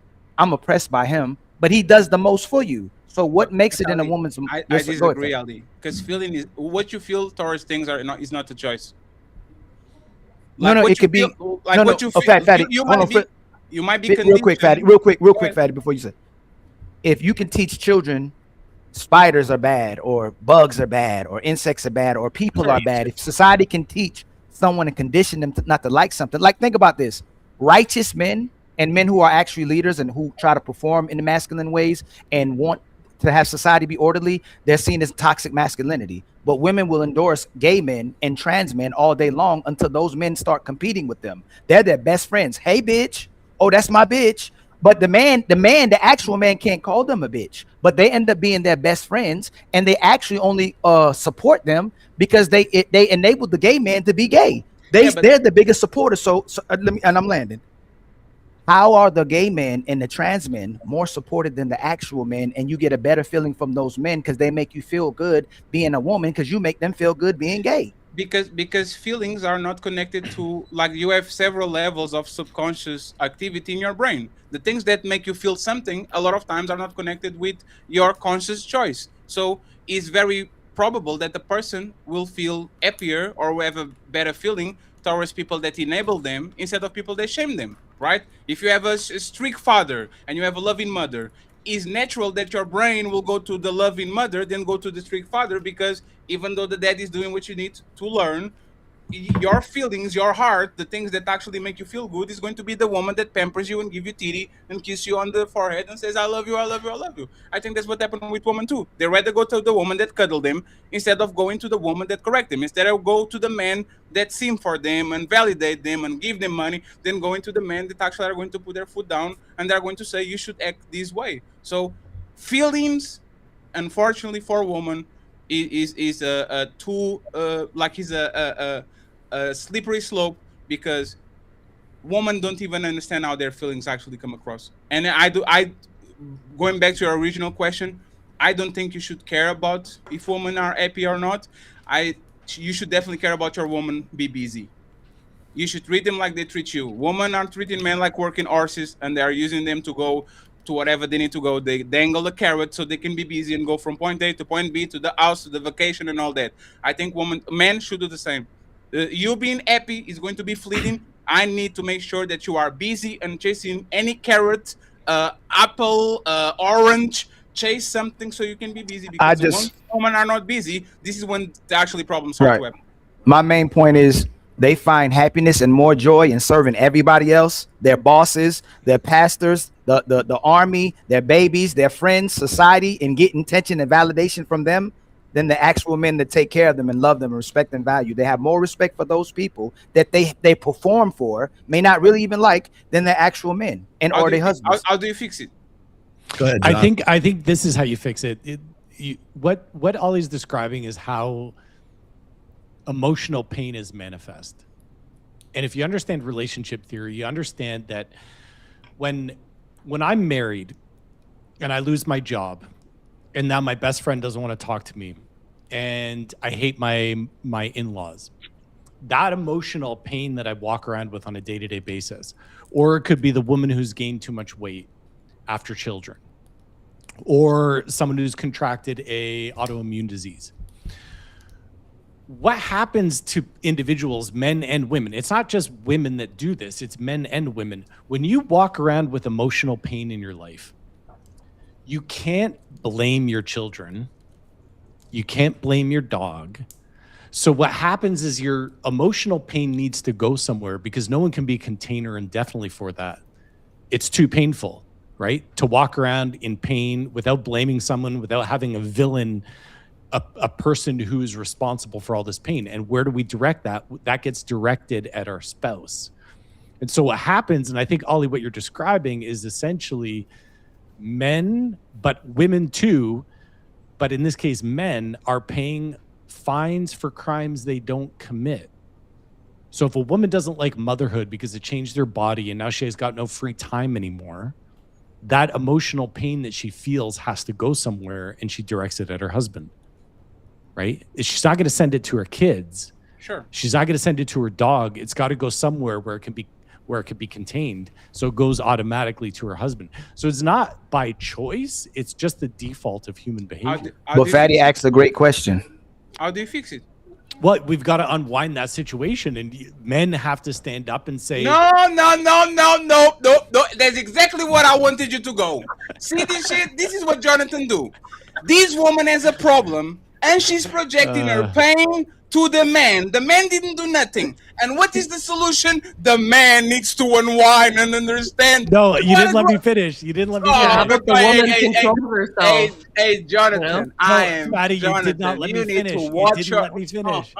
I'm calling you out. I'm so sick of these people. You know, You didn't let me finish. Go ahead, What Jonathan. he does well is he takes on the responsibility and the blame for the parts that he Your caused. microphone, for whatever reason, started going in and out. Yeah, guy wasn't feeling that answer. Yeah, you Mr. Chosen. started to blame man. The Matrix started. The Matrix started acting up. As soon as you started blaming man, I'm back. What a man does is he owns what he needs to own, the 30% of her pain. But I've had women that have come to me, couples that have come to me, where women have said, I had a falling out with my best friend, and all of a sudden it's the husband's fault, right? A man's got to stay firm, and he's got to lead and say, you know what, you can't pin that shit on me. That's not my cross to bear, right? So a leader doesn't get defensive. He just stands there and says, yeah, you know what, I'll be the container for your pain, but I'm not going to be seen as the cause of your pain. So really all you're describing is, and which is what Ali was saying, is that these women are deeply unhappy with certain parts of their life, the changes, the responsibilities and everything. And what I'm saying is with that emotional pain, they're laying it squarely at their husband's feet, unjustly, Fatty. I'm telling you, unjustly. But it's our job as men to not accept it, to Jonathan, reject it. You know, it's funny, Jonathan. Let me play this video and then, because this actually is the I'm going to play this, Jonathan, so you understand what was going to be the next topic. And it's kind of crazy that you actually gave me this audio. So let me dunk it real quick, okay? This was supposed to be the third comment. We had another one, but we're going to go with this real quick. Of the advice that these men are receiving from red pill creators. Well, on one hand, I understand why men believe in it and think that it works, because it will work on some women. It will work on women who are traumatized. It will work on some women who have an anxious attachment style or insecurities or a pattern of dating men who are not good for them. You know, they will respond to that. But I think of it in this way, like imagine you want to get a really jacked physique and be healthy and strong. You can go and take steroids and get that look faster, and you might look really powerful, but in the background it's impairing your testosterone, your organs are getting cooked, and the second that you stop doing that, the result is going to go away. So you can I'm going to stop here because it's kind of funny that she's talking about artificial results. Knows nothing about steroids. While she has a face full of makeup and some veneers and like nothing is real, but man took the artificial pet. Okay, so my question, Jonathan, we're talking about women being hurt. Mm-hmm. Does the red pill concepts only work on women that are hurt? That's the question. It's time to do. And I'll get Rollo and Michael after you are done. Do red pill concepts only work on women that are hurt? We're talking about women being hurt and blaming it on men. Please give me your opinion, please. You know, honestly, I think leadership now, masculinity is now red pill. Like for a man to be a strong man and a leader in his home is now toxic, right? And Jonathan, are you a clone? Is this a clone? This is not the Jonathan that we Jonathan. Who are you, Jonathan? What's going on? I'm a man who, for Amanda's benefit, can have a ton of empathy and not shame people. But I also believe in strong leadership. I do believe that as you operate in your higher self as a man and you occupy your moral high ground versus a poorer or less good version of yourself, you clean up your act, you take...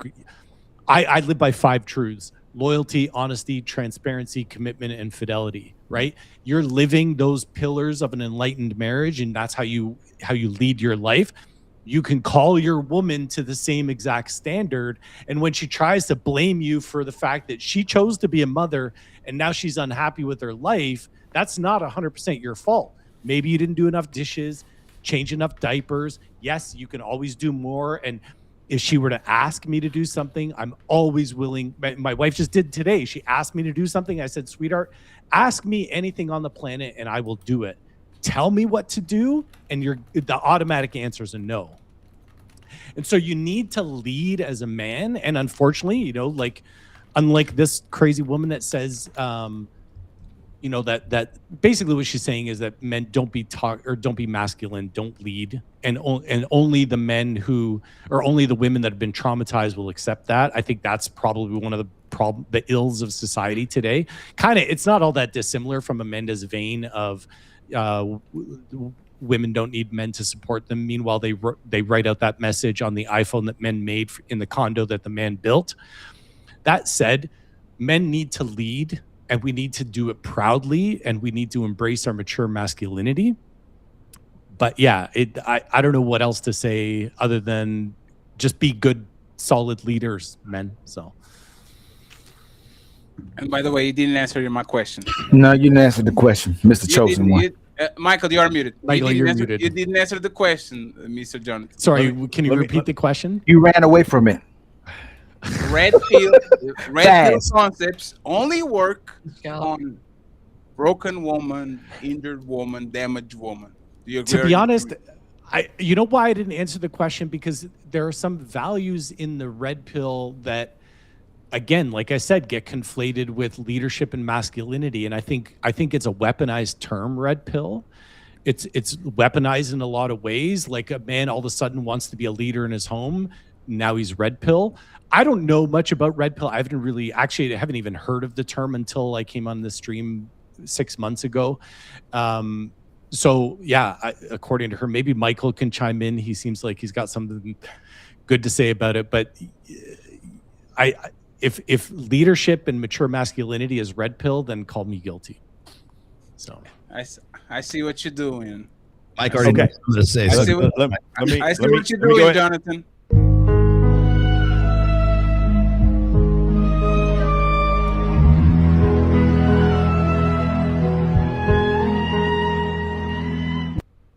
Go ahead, Michael. Jonathan acting very suspicious today. No, it's all good. I understand what he's saying. So here's the reason why. So a lot of times whenever I do a reaction video, I always try to see the underlying reason for the reaction video. And I think that Hispanic guy that was asking her question, he's this massive panderer. I think I've seen on whatever podcast before. I don't remember the guy's name today, actually, but let's the guy just panders. It literally, like, he starts from the idea that so basically the way a female panderer works is they start from the idea that men are always wrong, men are, and women are always right, and then they work the logic backwards. So that's the context of that clip that you guys are seeing to begin with. Number one.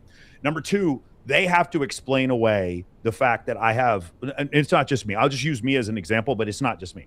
I have a perfect score on Trustpilot, almost perfect. So I have like 1 4-star, but everything else 5-star. I have 4,500 clients. I teach them concepts. They're not specifically red pill, but they are things that work.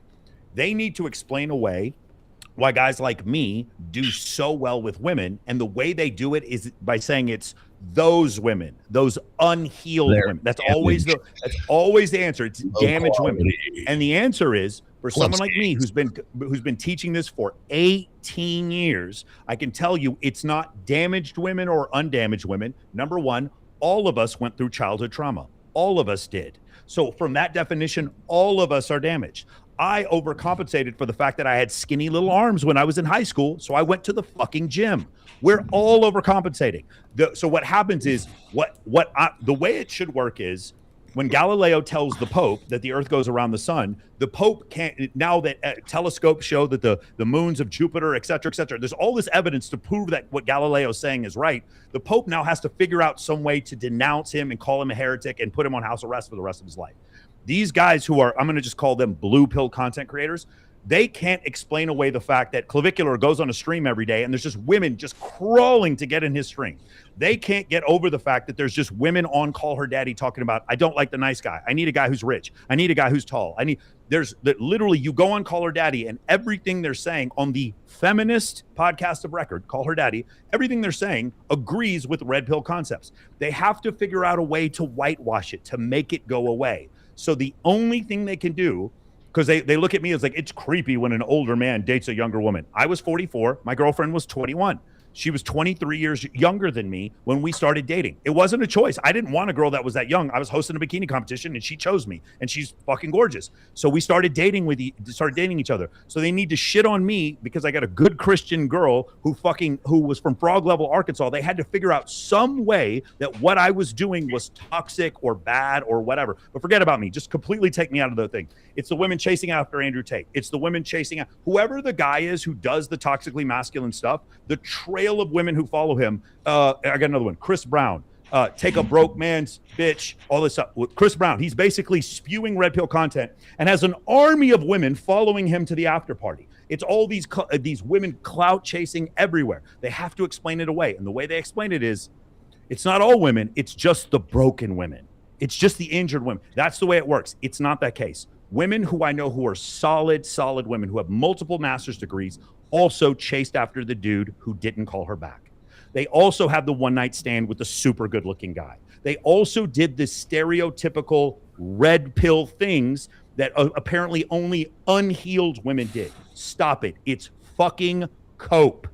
Well, I'm not saying all women are the same. What I'm saying is all women, and by the way, all men, we like men. If you see a really attractive woman, we might do some stupid shit. All men are. It doesn't mean they will, but they could.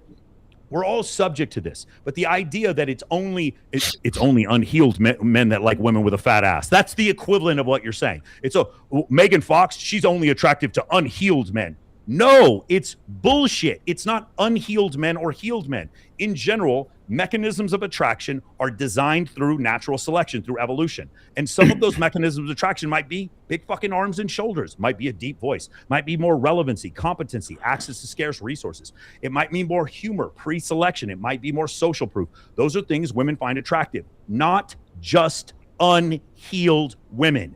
This is horseshit, and the data does not back this up whatsoever. There's no data showing that it's women with mental disorders are the ones that are chasing after these men. No, it's not. It's not the case. You want to know how I know it's not? I have 10 women on my show. I ask them, how many of you guys have dated a narcissist? All of them raise their hand. That's 2 weeks later, I have another 10 women on the show. How many of you? These are not sex workers. These are just a bunch of these women have normal jobs. Some of these women work in data analysts. We had a girl on last week who has two masters. How many you do real estate? How many of you ladies have dated a narcissist? All of them raise their hand. 2 weeks later, how many of you ladies have dated a narcissist? All of them raise their hand. It's not unhealed women. It's just women. And they have to figure out a way, because one of the main problems with criticizing me or criticizing Rollo is all the guys who come out and say, what you taught us changed our lives. That little black book, you didn't have nothing. You didn't have no rebuttal, no response. That's what I thought you. That's it. Okay, never mind. I thought you had something to say. That's why I brought you up there. I thought you were like, what? He's muted. He's muted. No. I made a face because he said he didn't have a choice in dating a 21-year-old, and I just thought to myself, oh no, it's not that I didn't have a choice. She picked me. Yeah. Oh, okay, cool. Yeah. What's wrong with that? Oh, nothing's wrong. I just got criticized for it. I don't think that's not. Why did he get criticized for it? Oh, because she was so much younger than me. So well, the problem is. I'm on your side. I agree with you. I understand what the point you're trying to make. I just want to let you know I agree with you. The difference is, do you guys remember Carol O'Connor, the first year of All in the Family, 1970 CBS, fat guy with a gut, gray hair, drinking beer, smoking cigarettes? Carol O'Connor, when he did that first season, was a year younger than I am right now. We now can do things as men to stay in better shape longer and maintain our attractiveness at a later age. Because of that, younger women, that we're not grooming them or, we're pursuing them. No, sometimes those women find us attractive. They're choosing to date older men because we have decided to maintain relevancy, to read the right books, to stay in the right shape, to have the right career, to support the right philanthropies, to be a great speaker and a great leader. We have chosen to do so as older men. I'm almost 50 years old. And when I turn 50, I'm going to be more relevant than most people were when they were 30 years ago. I'm about to turn 50 years old. So my whole point is men can stay relevant. So I agree with you. The point is my girlfriend, if I had been overweight or unattractive or just not let myself go, of course, a 21-year-old goddess like that would have never gone out with me. Of course. I had to maintain level of attractiveness. But you and I agree, like, I don't think there's anything weird about me dating someone younger. It's just a lot of other people thought so. I was hoping that somebody else would disagree with it so that I could debate them on it, because I really don't see the harm in it. I'm That's typically honest. Hold on. typically against age gap relationships. Oh, really? I'm happy y'all came here. Well, hey, go ahead, y'all. I want to hear your perspectives. Yours and Little Black Book, because we're gonna show you today how much women lie about that as well too. But go ahead. Me? Yeah. So what's wrong with it, Ghosty? What's wrong with an age gap relationship, provided that both parties are of legal age? Right. So I think it can work in slim cases, especially when you're talking about like celebrities or something like that. It's kind of a little different. Typically, like, those women kind of understand what they're getting into. Like, I'm 30, and if I like, and I know you're gonna say it's different, because I'm a woman, but like, just even like talking to or being friends with people in their early 20s just makes me very uncomfortable. They are in a completely how it would work. different. Though you'd be looking at an older man, right? Not a younger man. Well, that's Because what I said. I older men knew have more that's how you're gonna resources. say it. But even just like being friends with like having a 21-year-old female friend just makes me uncomfortable because she's in a completely different state of mind than I am. Like she's mate selection the same as friend selection goes? No, AVG. Ask her why. We want to know why it makes you uncomfortable. Because when I was 21, I was naive. You're just in a completely different mind state. So when people are dating, like an average 40-year-old man, if he's only looking to date women that are under 25, that's just like uncomfortable and weird to me. It's usually. Did you add older boyfriends? Gives you the ick, right? Did you add older boyfriends when you were younger? No, when I was extremely young, like when I was teenagers, I had men in their 20s who were talking to me and trying to date me. And yeah, it's weird, right? Hey, Rollo, hold on. I'm gonna show y'all something today. Hold on. So women should not be promiscuous, right? They should be virgins and wait till marriage to get married, right? I don't care one way or the other. Oh no. We gotta. I'm gonna show you how what's gonna happen is we're gonna get to a place where it correlates around what could possibly benefit a man, or where a man can deal with women in a certain capacity that women choose to deal with men as well too. But women know they use sex for power, and that's what my brother Fatty says, and men use power for sex. But the thing is, when we get to this age gap conversation or age of consent conversation, they never promote women not being promiscuous, not being on OnlyFans, not being porn stars, not calling them losers, not making them baby mamas, not being women who are using sex for their advantage, or taking advantage of men using sex by making a whole bunch of money from it. So what I want to know is, if we're saying that the age gap matters and the age of consent matters, does it mean that a woman should be extremely careful with what she does with her body, and that we should go back into the past where a woman should be a virgin until she gets married? Should women be promiscuous? Ghosty? I mean, I don't think you have to be a virgin, but I would suggest dating your own age. I also personally believe that all sex work should be raised to 21. It shouldn't be legal for women to enter sex work until they're 21. That's my personal view. No. Fatty asked. This is why Fatty asked you. Should a 15-year-old girl be having sex with a 16-year-old boy? I don't see a problem with that. You see what I'm saying, y'all? This is what I'm saying. If she's dating him, like. It's not about the sex. It's about what a man is doing. It's never about what a woman's doing. The woman doesn't have to practice pussy discipline, but the man has to practice dick discipline. If a 30-year-old woman I feel the same way about older women dating younger guys. Let me land real quick. This is what the man gets shamed for what he does sexually. The woman doesn't. So they changed it when there's a double standard, to where when men have sex and engage in sex, it actually demonstrates his value when he has access to women. And they'll literally call men incels if they can't get sex, when they get upset with them and tell you the truth about what they feel about men. But we had this conversation about sex. They're okay with how they use sex. They're not okay with how a man uses sex. But if we're going to have a baseline and a reference point to how we should move in sex, and men should get married and women should be get married too, then I would think the woman should make sure she's not promiscuous and wait till marriage to get married if we're going to start having a baseline or speaking about what we should be doing with sex, because we only make the men predators. We don't call the women predators who want to get paid $25,000 per butt cheek or go on OnlyFans, and especially getting financed with married men. You're fine with that. See, women are not fine with getting cheated on, but they're fine with cheating with a man. So that's all I'm saying. As long as the woman's benefiting from sex, it's okay. But if the man's benefiting from sex, it's not okay. I just want to say this before. I want to say this before y'all go. Right. The problem with the age gap situations is because y'all assume the worst for the man and the best for the woman. Okay. That's the only problem. Is you assume the man is the worst man at 40 and the woman is the best at 21. Let me actually tell you this: Little Black Book, Fatty, Ilkan Ali, Rollo, Michael Sartain, and Jonathan. All of us were way worse version of ourselves at 21 than when we are in our 30s, 40s, and 50s.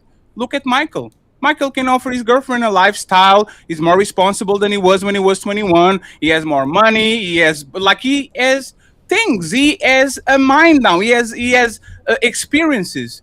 The fact that y'all think that the 21-year-old is in better hands dating a 21-year-old man that is full of testosterone and hormones, wants to fuck everybody, has no life experience, no house, no car, no nothing, going college acting crazy, instead of dating the more secure, more respectful, more like grounded version of that said man at 40, is ridiculous. That woman is in more danger than she is when a guy is 40, 50. And you know why? Because I was young. You know how many times you do some dumb shit just because you are young and you don't know nothing and she doesn't know nothing, and y'all are putting each other in danger because y'all doing things that you shouldn't be doing by the age? Like maturity, y'all can say that y'all like mature man and responsible man and reliable man. And then when I put you a Michael Sartain that is 40 and a Michael Sartain that is 20, you go with the guy that is 20 because you think the older one is going to take advantage of her. No, he's more mature. He's more responsible. He knows what to do. He's not going to try to tell her, come to my house in a bus, let me nut on you and a morning after pill and you go home. This is what we used to do when we were younger. You get a glass of water and a towel, and you get no more than that. You get the McDonald's. You get running from your parents. A respectful and irresponsible man is going to do more for you than a knucklehead at 21. So once again, y'all don't need to assume the worst in men on their 30s and 40s, because men usually actually become more calmer, more reasonable, more experienced with time. They don't become more reckless. That shit doesn't happen usually. Would you agree that there are like certain predatory men that just want to date young women because they're young and hot and they just want to use them for I think he's taking issue with the word predator. You see, agree one that second. exists, No, one though, second. right? Like- Ghosty. That doesn't exist. I'm fucking crazy. Ghosty. You just did what I literally accused you of doing. Assuming I'm asking the you word. if you think that No, exists. let me finish. Yeah, the question is yes, and I'm going to do this, right? Ghosty, I'm going to do this, right?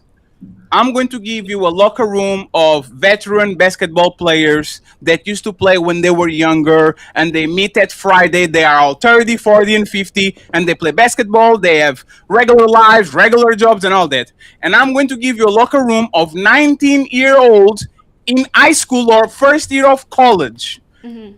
I have to recommend a woman to date one person in this locker room. Who is a locker room that probably has more dangerous behavior, more risky behavior?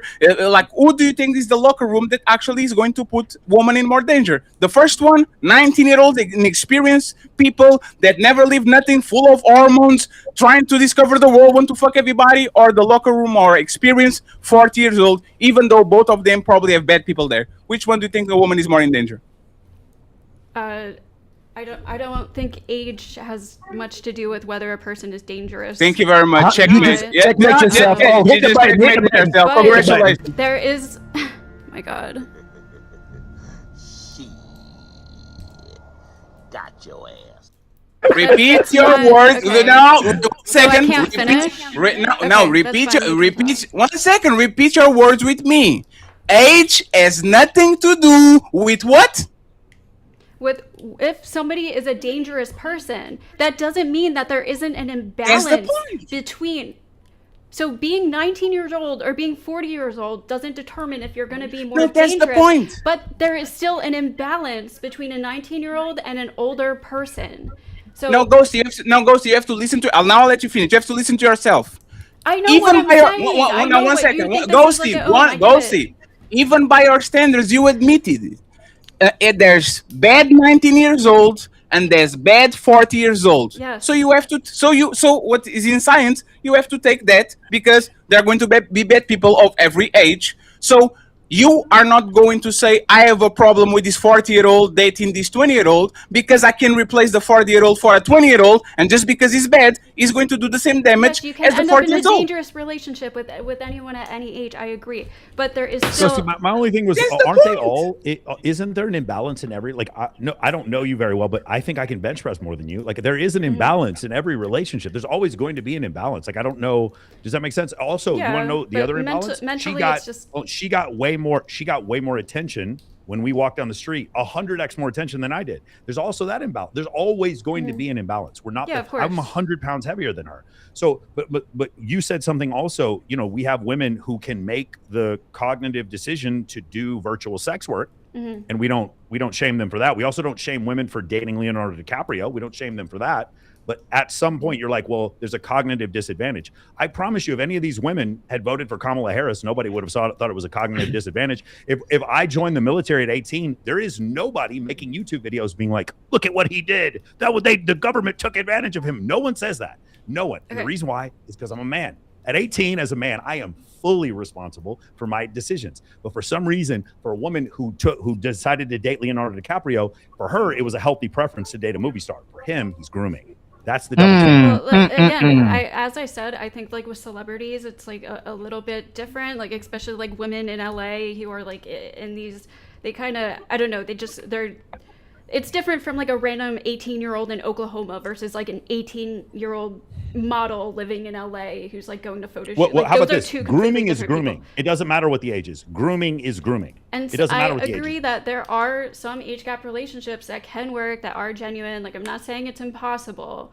but I just from my experience, there are a lot of older men who only want to date younger women for what I would consider just wrong reasons. It's because they're hot. What are those reasons again? What are those reasons? What are those reasons again? No, let her tell her the reasons, y'all. Yeah, what are the reasons to go? Because wrong they're reasons. naive. They think they can shape their life into the way that they want. They want to like teach. No, them there's one reason. There's one reason, Ghosty. And it's It's for only sex. It's for sex because they're hot, they're young, vulnerable. Yeah, but a 19-year-old Just thinks just the second one. They're because hot. woman. There's no other reason. It's just they're hot. There is no. I'm not saying, by the way, I Andrew Tate date has literally talked about this. Like, I like to date younger women because I can shape their minds, and they're naive and they're But stupid. Andrew Tate is one of the 4 billion men on the planet. Okay, I'm not and saying there's that a lot of doesn't other happen. I'm men saying who in think general. No. Can you tell me, hey, Michael, can she tell you what most women 18 years to 50 years, what woman is not dating for money and sex?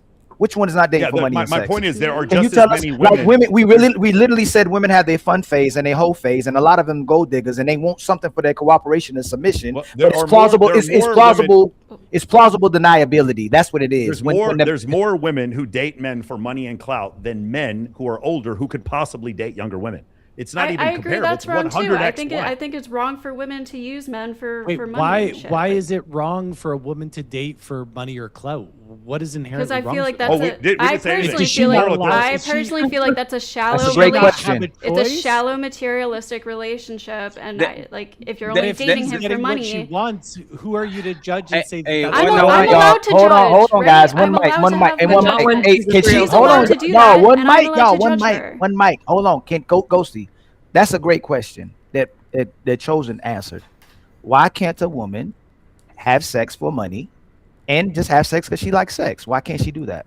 She can. I feel like it's shallow. I feel like love should be deeper than that. I don't personally agree with materialistic relationships, just dating someone for So materialism. you support a woman, whether she's 18 or 50, that wants to just have money because she wants to wants to date. Hold on, hold on, please, I'm Fatty. just going to judge them for it. Again, I know, Fatty. Can I finish it, Fatty? I'll let you finish it. No, it's because she contradicted herself. I know. It doesn't like Ghosty. Love is the most important thing, even though there's money and sex.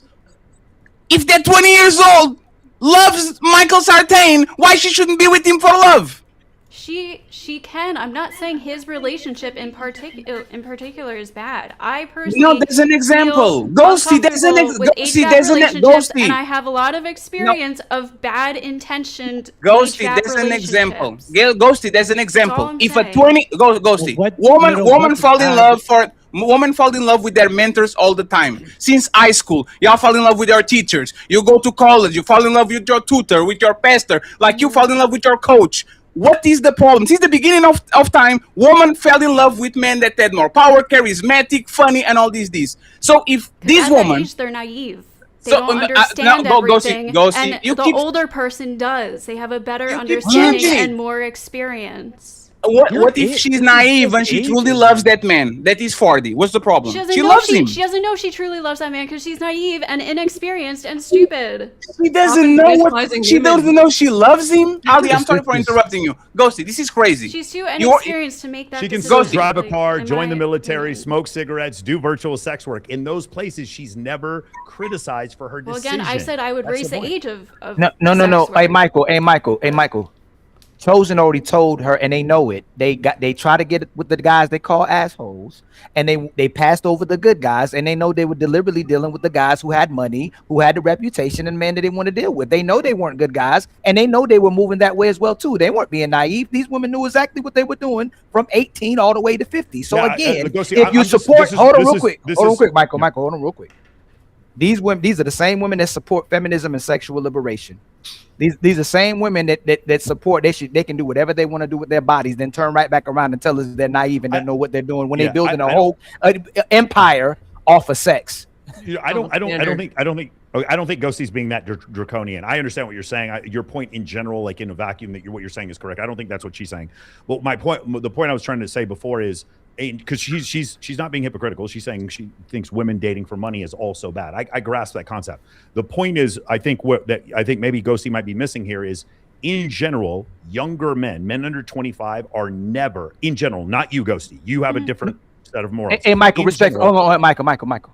Respectfully, brother. That's 3 times she said something, and you pull her right back out of it like she doesn't know any better. That's 3 times you did that. Now we'll get on Mr. Chosen for it, but I'm trying to be nice. But that's why our women remain the way they are, and people watching, the young girls feel like they have the opportunity to do that. So we mislead everybody. You know what? That's the part of red pill that sets men and women up for disappointment as well too, because we are pushing up and making men into the women that they can use. We build these men up to be men still that women can use. That was my point. What you're saying is that was my point. My point is before, let's just say 25 and under, when men do things 25 and under, they're not told, hey, you are too stupid to know to do this. When women are 25 and under, then it's like you shouldn't be dating someone who's 40. That was my only point, is that there's a double standard. For me, when a man, and the best one I can think of is enlisting in the U.S. Army. You listen to the U.S. Army, there's not a bunch of podcasts that are out there being like, why is the military? There's not a bunch of women who want to marry these men saying, why is the U.S. military taking advantage of these men? No I'm one against does that that. too. Yes, that's my personal opinion. But no I think 18 but is no too one, no. Sure. Let's just say I enlisted at 26. I was an officer at 26. Let's just say I joined. There's no cadre of women trying to defend and saying I'm being groomed or taken advantage of. No one is saying this, because my choices as a man in general by society are my choices, and I have to take responsibility for them. But when a younger woman wants to date Leonardo DiCaprio, then it's she's too young and immature. No, I wasn't too young and immature, so she's not too young and immature. And I know a lot of women who are of sound mind. One other point I want to make. Women, especially if they're really attractive, they're approached by more men and are more socially adept than men are at the age of 21. As soon as they go through puberty, men are constantly approaching them. They have more social acuity than most men do at 40. They do. So the idea, whenever I see these women all the time online taking advantage of men, they are more technologically advanced than men are at that same age because of OnlyFans, dating apps, social media, and men approaching them. They are more socially acute. I actually think that men, even if you had a 25-year-old man and a 25-year-old woman, the man is at a massive disadvantage. So I think from a intellectual standpoint, I think women are not maybe intellectual, but the idea of using leverage, a 21-year-old woman who has a lot of followers on social media propositioning her and giving her money has way more leverage than a 40-year-old man. That's my point. Ghosty, can you please He made the statement, and you kind of saying what he's saying, but he said it on a way that I actually like it. Young women are stupid. They are. Do you agree with that, Ghosty? They're naive. Yes. No, I didn't ask if they are naive. Michael Sartain said Naive, young. which leads them to make stupid decisions. Yes. So so young women are stupid, right? They often make stupid decisions. Yes. Okay, so they are stupid. I just wanted to actually clarify this statement because there's a thing. I will accept it. I'm not even going to comment on it. Ali, and then I need to go around the panel because now we are on the age gap conversation. I need to know Little Black Book, Amanda, AVJ, Rollo, and Jonathan opinion. Okay, so Ali, take it home, and then we go. Hey, Michael, you and Tommy look like y'all been around the block, and I mean around the block with the ladies as well too, and y'all well versed. This is one of their superpowers. Is using their beauty and sex to play dumb, and they get us to play dumb for them as well too. If this was a different conversation, they'll tell you they're the most educated, they got the most degrees, they're the leaders of society now. But all of a sudden, these women were so naive. They even say they mature faster than us at a younger age as well too. But when the conversation is fitted to make them look naive and slow and being taken advantage of to make the men look bad, then all of a sudden they can't think. And that's why it's phenomenal what Fatty just asked. So if women are stupid, do we need to change the laws for them to change the age of everything to 25 when they can drive, when they can smoke, when they can drink? Do they need chaperones wherever they go? If it's naive and stupid, is it imperative that they should need a man? No, Ali, no, older man. Oh yeah. Right? If you are young and dumb, it wouldn't be awesome to get the experience. Older man with more. Yeah, if women are so dumb and naive. Ghosty, listen to me. No, Ghosty. I did listen. Ghosty, different levels to different things. Ghosty, 1 second, so, Ghosty. Like driving Ghosty. versus dating someone. Okay, just repeat. Ghosty, 1 second. Listen carefully, right? Ghosty. No, it's because you're not listening. I Ghosty. did listen. No, you're not, because listen to what we said before. You know what? You know he's young and dumb too? Man. Yes, I agree. 19-year-old men are young and dumb. 21-year-old men are young and dumb. So, Ghosty, if you have a young and dumb woman and you need to pair her with somebody, wouldn't be ideal to pair her with somebody that is not young and dumb, meaning is a more older, experienced, more responsible? Isn't that the perfect thing? You get a person that is young and dumb and you pairing them with somebody that actually is not young and is not dumb? No, because the younger person is at a disadvantage in that relationship. Oh you're my on the same God. level with somebody when you're dating someone at your same age. That's all. So who the basketball NBA players, these young NBA rookies that are dating these buzzer beater old women that are trying to get money and get impregnated by these men, who's at a disadvantage? Is it the men or is it those old women getting impregnated by them? Wait, what's going on? Older Talking about the women. Brittany Renner effect. These older women are getting impregnated by rookie basketball players, young basketball players, to get taken care of for the rest of their lives, and they're older women. Are the men getting taken advantage of? Are the young men getting taken advantage of? Yes. Or they don't know they're having sex with these women? They are obviously aware, but they're on a different mental wavelength. So they could be making a bad decision that they think right now is good, and then 5-10 years later, they're like, wow, that was really fucking stupid. Just of like me. everything now else. that I have all of the life experience I do, I realize that I shouldn't have been making that decision. Ghosty, you know why this is problematic? Everybody at 25 said that shit at 35. Everybody at 45 said that shit at 35. There's not the 60-year-old man that says, oh man, I was doing all the right decisions at 35. We keep doing stupid shit year after year, decade after decade, and when you look back, you say, I shouldn't have done that. This is not a 20-year-old thing. No, this is not a 20-year-old. No, this is not a 20-year-old thing, Ghosty. This is a life thing. You always going to look back at your youth 10 years ago, 20 years ago, and see the places where you actually fucked up. It's not just, it's 20 and 30, so now I'm regretting this shit. Life is regret. Go ahead, Michael, and then when he's done, please, the rest of the panel, we need to talk Michael, about the... Hey, don't make me have to close my camera, man. Stop trying to take our women, man. Yeah. Okay. Listen, a couple things. Number one, I need to go to the gym because my current girlfriend's 18 years younger than me. So I'm going to go right now. I have to go. But I would like to invite all of you. I just started my own live stream. I'm learning how to do it. I'm actually teaching my clients how to live stream and build their personal brands. And so I'm going to put in the private chat, there's the link to my live stream. If any of you guys want to join me, Rollo's going to come on. We're going to be doing reaction videos, all kinds of stuff, a little bit different than the panel show. You guys that are on this show right now, you guys are welcome to join me in 90 minutes at 7 p.m. Vegas time. I would love to have you guys join, and all the people that are watching, if you guys want to come on and join. And then at the end of the live stream, we're only going on Kick, Rumble, and X, and we're going to say whatever the F we want to say. Make sense? So it's going to be a freedom of speech live stream if you guys want to join us at 7 o'clock. But other than that, I got to get out of here. This is a great panel here. Thank you very much, Michael. We're going to appreciate it, drop guys. Thank you so much, Mike. Thanks, Michael. Yeah. We're going to drop all the links for yes, sir, for you and Rollo. We had some outro links, but I can find them. But I will make sure that we play them before they're gone. Rollo, we have to leave too. Do you have any final thoughts? I have to go join Mike. Yes, sir. Do you have any final thoughts, Rollo?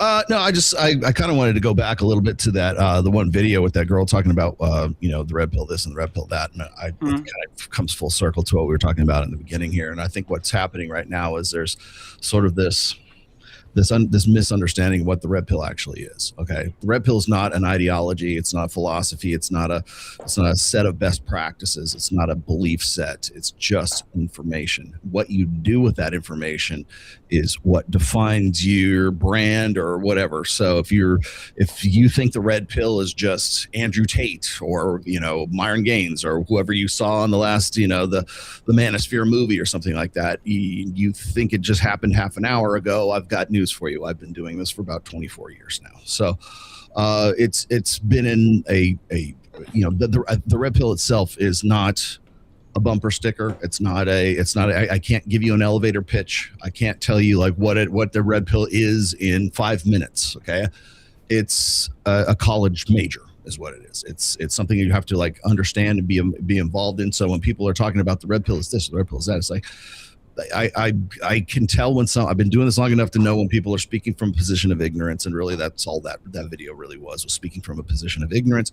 And again, it's not there's a difference between being stupid and there's a difference between being ignorant. Okay, being stupid means you don't have the actual brain, there's something brain damaged, right? You don't have the structure there to understand what's going on. Then there's ignorance, which means you're still a smart person, you just don't know what somebody is talking about, or whether that's by choice or that's just simply by chance.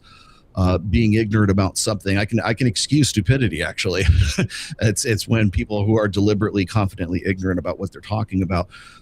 That's when things get skewed, and really that's where we're at right now, where the quote unquote red pill is, or the manosphere. And I think that a lot of people don't understand that there's a lot of good that is done, and a lot of progress, and a lot of constructive stuff. A lot of substantive conversations are happening in the manosphere. But you'll never fucking see them because they get overshadowed by HS Tiki-Taki or Sneeko or the biggest idiots with the loudest voices. I should say that with the most clippers, with the people who have the Kick accounts that have 1,610 clippers to pump out 2 billion paid views per month. You will never. I can't compete with that. I can give you the highest quality stuff I can possibly do, and people will say, well, how come I don't know about you? Well, that's why, because right now the algorithm and the way that hell, even AI right now, the way that it works is they found out how to game the algorithm. And so you're never going to get the real story. So you're going to listen to these people pop off with a 45-second buzz clip or something that appeals to this mass ADHD right now, where it's got to be, it can't even be 45 seconds. It's got to be like 30 seconds right now. And it has to be as outrageous as it possibly can be. And then we move on from there. And then we form an opinion after 30 seconds of watching whatever it is. And we never dig into it. Maybe it was even just a 3-minute video. that would have helped you get some context. Maybe it was a 10-minute video. Maybe it was a 2-hour video that would have really enriched your life. You're never going to know about it because there's too many people who just want all their purpose to brand build is to misappropriate and to misconstrue everything that any good that anybody could possibly do here. So I think there's a lot more positivity that's going on in the red pill spaces. I think there's a lot more positivity going on in the manosphere spaces, but you're never going to hear that from the mainstream, which is why I told Myron and Fresh but way back in 2021, when they asked me, do you think the red pill is going to go mainstream? My first answer was, I hope not. Because the minute it does, you have all these bad actors that come into play. And I mean, literally, I feel like I had a crystal ball back then because everything I predicted back in 2021 has happened since then. And it's disappointing to me because, as I said, I've been in this space for 24 years. I'm 6 books in right now. I wrote The Rational Male. People don't know what to do with me because I've been married coming up on 30 years now, happily married. Thank you very much. I live in Vegas. I work with the most beautiful women in the world. I work with Mike Sartain. I've got a lot of different irons in the fire. And that's the thing is nobody wants to have me on their show because I don't fit their narrative. In fact, I ruined their narrative because their narrative was created by a 45-second buzz, just like the one you just saw a minute ago. And that's all people are going to form their opinions on. So anyways, if you want to talk about that more, I'm going to be over on Mike's stream here in a little bit. But it's been great, guys. I love doing this. Thank you so much, brother. Thank you very much for your time, sir. We appreciate it. Fantastic. So I'll see you guys later. All right, bye. Thank you very much. I'll see you later. Hello. So, Mr. Little Black Book, nice to see you back, sir. And your guns, man. They were talking about, and my PC is just going crazy. I said, and your guns. Same here. I thought it was just me, but my PC be doing madness too. So that's kind of crazy. Can we just stick here with the age gap thing for a second? Like, what do you think about those? Do you think they are problematic? Do you think that you're in favor of that? Like, what do you actually think about it? I'm gonna say just because you can doesn't mean you should. You understand what I'm saying to you? Just because you can doesn't mean you should, right? So there are some things in life that you can do, but you should be aware of the fact that it's not everything you need to do. I think a 20-year gap, and I didn't get to ask Mike, obviously. My thing was, why the hell? Why? Why not? But my thing is, I don't. For me personally, and again, it might come down to the mental aspect. What does a 20-year-old got to a 40-year-old? So I'll give you an example that you probably understand, right? I've been looking to your social media. You look like you are having a great time. You're traveling, dancing, having fun, and all that, right? Wouldn't that be awesome for you to give the first experience of what you're feeling like now to a person that you love and admire and love instead of somebody that's been doing that for 20 years? What do you mean? It's awesome. Like, you know, the Titanic thing? When she does the I'm the king of the world, so that if you do that, if it's the 7th time somebody actually went through that with you, that shit is nothing. That shit is terrible, right? You remember the first time you went to Egypt. You remember the first time you danced on Aruba. You remember the first time that you were on a Valentine's Day to Rio, which, like, you don't want to be the 3rd person to take the love of your life to Rio. You want to give her the first experience so she actually feel it like it's something that y'all share in common. Woman ate that too. The worst thing you can give to a woman is a woman cooks a nice plate to you, the best plate, and in conversation, you say, there was somebody before you that cooked this nasty lasagna that I love. It might be not you might not want to hurt her, but you are like, she's going to look at you like, damn, there was another person before that did this for you. Dating younger women for the simple fact that they are actually fresh to new moments, to new ideas, to new feelings is awesome. Is way more awesome than actually dating a 40-year-old that actually is well traveled, have experienced 3 great Valentine's days with 3 ex-boyfriends and all these things. Is a different feeling. So just because of that, why shouldn't you do it? Again, I'm going to say it, right? Age is a factor, but it's not a factor, right? So for instance, mental capacity or mental maturity and emotional maturity do come with age, but don't come with age. right? For instance, there are 40-year-old people who can be mentally mature but emotionally are stunted, right? And there are 20-year-olds who can be somewhat emotionally mature and somewhat mentally mature as well, right? But the majority of people, we're talking about general principle of a 20-year-old and a 40-year-old, they are not even in the same capacity mentally usually, and they're not in the same capacity emotionally. Therefore, I'm questioning what if he's a mature individual emotionally and mentally, I'm questioning why you'd want to be the 20-year-old. You know what I mean? For me personally, Yeah, sure. I'd question that. Because relationships are nothing about maturity. Most of women are immature until the day they die. I need you. Hey, Little Black Book, you are hilarious. Do you need another hilarious person, or you need somebody to laugh off your jokes? You can't compare humor to mental and emotional maturity. Relationships are not built on a bedrock. No, hold on, let me finish. Go ahead. Relationships are not built on a bedrock of humor. They are built on a bedrock of emotional attunement and attachment. You build those things, and, you are wrong. Also to maintain it. I'm talking about maintaining. I'm talking about attaining somebody. If you want to grab somebody, I can grab somebody at 20. I don't need emotional maturity to grab somebody. We're talking about maintaining a relationship. When do you need what? Can you repeat that again? Do you need what? Okay, to maintain a relationship, not attaining. Maintain, right? The same way that when you get a car, you can buy a car, but to maintain, you have to do things with it. A relationship is maintained when people are able to keep the emotional connection alive. In order to continue that, in most people's cases, you need emotional maturity as well as a mental maturity. So no, you don't. I'm asking. No, you don't.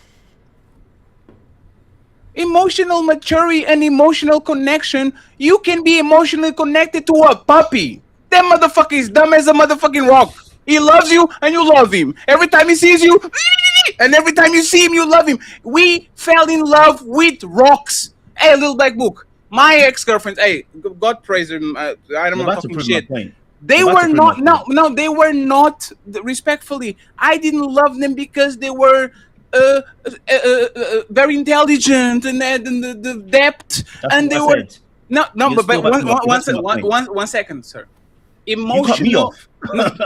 I don't understand this. Why do you invite me? No, you know what? 1 second. You are right. Come on. This is emotional intelligence. I'm wrong. You are right. Finish your point. No, go on, man. You've already started. No. You are displaying low emotional intelligence right now by not accepting my apologies when I was emotionally intelligent and I said I was wrong. Go on. You've already started. Bro. No. You have to show emotional intelligence right now. And since you're still doing it, you're showing. But he conceded. No, it's because I concede. Yeah, you see, hey, this is relationships, right? This is what these people do. You need to be emotionally mature. I showed emotional maturity. I interrupted you. I apologize. Please go along. No, you keep doing your thing, man. Are you showing emotional maturity? Go ahead. It's fine. I was wrong. Go on. I don't even have my point anymore. Go on. You know. But hey, and this in real time, friends. This is what we deal with our woman. I made a mistake, and I apologize. This is the most emotionally mature I can show. I interrupt you in middle of the statement, and I took it back, and I says, you know what? You are totally right. I apologize. Finish your thought. And instead of you rewarding me, you are punishing me for literally show emotional restraint and give you the microphone. I was wrong. So you see how somebody who is emotionally less immature is going to cause more problems with somebody who is emotionally more immature, right? They're just not mentally compatible. They're not able. It's going to cause a lot more problems. One second. Hey, one second. Good question. Me and this man are on our 30s. I know. I'm making an example of what you're trying to. So who was emotionally immature on this back and forth? I'm just making an example. No, since you make an example, tell me. Him, I think he maybe forgot what he was going to say, and now you guys are at an impasse. But that was not the question. As an example to show why there's going to be a lot more issues in relationships that are at two different mental maturities. But in most cases, it's not certainty. But very likely that's what's going to happen. So who was emotionally immature, since you use it as an example, on this exchange? I showed lack of. Yes, I guess because you No. apologized and said, "Oh, I was wrong. Go ahead." You're showing some kind of emotional maturity. Sure. How did somebody demonstrate emotional maturity? It doesn't help because your feelings is your feelings. If you get on your feelings, there's nothing I can say to get you out of your feelings. Do you see how irrelevant this is? The emotional maturity thing. When people get on their feelings, relevance, but no. When people get on their feelings, nothing go through them. Because they will be emotionally mature when the car is parked as soon as they hit the Phoenix desert, Arizona desert, and now you actually need maturity and you need strength because the car is going through a level of stress. They should stop working. There's most people. So do you think a 20-year-old is going to be able to mentally handle the same mature adult issues as like a 30-year-old or a 35-year-old? A 20-year-old is not typically going to be ready to handle those adult mature issues as another 30-year-old would So be. Ghosty, my point was, as somebody that been dating for a while, women that are older, the average woman at 35 is not emotionally mature. My mom is married with my dad for 40 something years. She's 60 something. When she gets on her feelings, there's nothing I can say. And she's an experienced woman that did their duties and did their things, still married and all these things. But once she gets on her feelings, the maturity goes out of the window. There's no place where she stops in the middle of a conversation and says, you know what? I am wrong, baby. You got it. And what I was trying to show Little Black Book is I had lack of impulse control. So because I had lack of impulse control, and I know this is not the first time, because we've been talking about this, about the interruptions, I showed emotional restraint, and I stopped myself, and I apologize, not in a funny way. I apologize.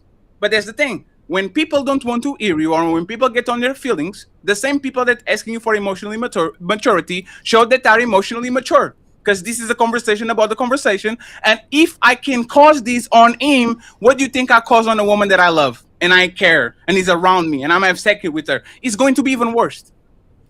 Can I? So now we stay over here. It's going to be even worse for a less emotionally mature person. There's I'm not saying why everyone in their 30s is emotionally mature, but everybody in their 20s is most likely going to be even less emotionally mature. And they just might never mature. So why Little Black Book is in his 30s? Why didn't have a positive reaction since he's mature? I think he just forgot what he was going to say, and he was frustrated that you interrupted him. I think you're making it a bigger deal than it has to be. But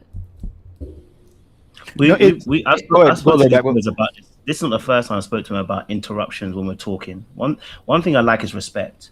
You pull me up about my respect, and then when I pull you about my respect, that's all I'm asking for, right? Number two, I actually have forgotten what I'd said. So I said, go on. There was nothing immature about me saying go on. Go on. You've already started, so finish the point. I never punished you. That is actually the gaslighting that happened in that moment. I never punished you. I said, go on. I don't have a point anymore. You already started, so go on. Finish the point. That is it. No, you make a comment. You interrupted me, which is a remark of correction. And I said, you know what? You are right. I truly interrupted you. You know what the follow-up thing would be? Fatty, thank you very much for admitting guilt, but I forgot what I said, so you can keep going. And now all of a sudden, two mature people are having the conversation. You will remember what you were saying, and we can have a conversation. It was not gaslighting. You need to be a better communicator. You have to tell me, I don't remember what I was going to say, so now I can actually take the accountability and go forward, carry the conversation until you remember. When you fall back, and you're like, and you do the and your body language is all fucked up, I think you just lost interest or you are upset. And this is what we do with our woman. What's going on, baby? No, you go on. Nothing. You got it. No, fantastic. You saw that I'm upset. That I didn't say I wasn't upset, number one. And number two, you've highlighted the fact I was emotional in that moment. Fine, not a problem. That's not a punishment. Me getting upset about what you've done, it's not a punishment against you. That's the gaslighting I'm talking about. There is no punishment here. You've done something to me. Let's say you stepped on my toes, and I get upset about you stepping on my toes, and you're telling me I'm punishing you for getting upset. That is the gaslighting. There's no punishment here. Can I explain why? Can I explain why? Go on. Can I explain why? If you did something to hurt me, right? Or you did something that caused me to be on emotional distress, and you want to correct, you want to, you kind of understand what you did, and you come to me and you say, Fatty, I apologize if I actually did this and this. I apologize. And instead of me saying, I appreciate that, sir. Thank you very much. I'm like, cryptic messages, not addressing the issue, doing like a body language that showed that I actually am hurt without actually saying that I'm hurt. That's the gaslighting, because you want to stick on the position of victim. This is what happens a lot of people is I did something wrong towards you. The other I go to you and apologize because I'm clearly wrong, and because you want to stay on the victimhood status, because that give you leverage over me, you don't want to leave that shit. You don't want to be a man and say, Ferry apologize. Ferry said he's wrong. I'm going to leave this victimhood status and I'm going to move on. You want to eld it over me. So now you're saying, this is gaslighting. I can't understand this. No, I was as a man, came to you, apologized, so emotional regulation, and told you that I was wrong. And instead of that, instead of you actually accepting it like a man, you literally responded like you are in a state of victimhood for whatever reason. I just cut you off. It's very. I don't think there's a problem with that. I'm not. No. If we all, little black book, if we all at the table, right, and we talk about emotional regulation, emotional intelligence, how you should respond, right? When he quickly did that, and you have any right to respond to it the way you wanted to as well too. Shouldn't you have practiced the same emotional regulation? And you know what? Like first you were nah, you got it. Nah, you got it. Instead of okay, you know what? You did concede to that. Let's continue the conversation, man. I forgot what I was going to say. Go ahead, Fatty. Thank you for acknowledging you were wrong. Versus continuing the being upset. That's the part. That's the part. No, you can't tell me not to be upset. No. That's the point. I didn't say not to be. No, I didn't say not to be upset. What happens is so me and Fatty. No.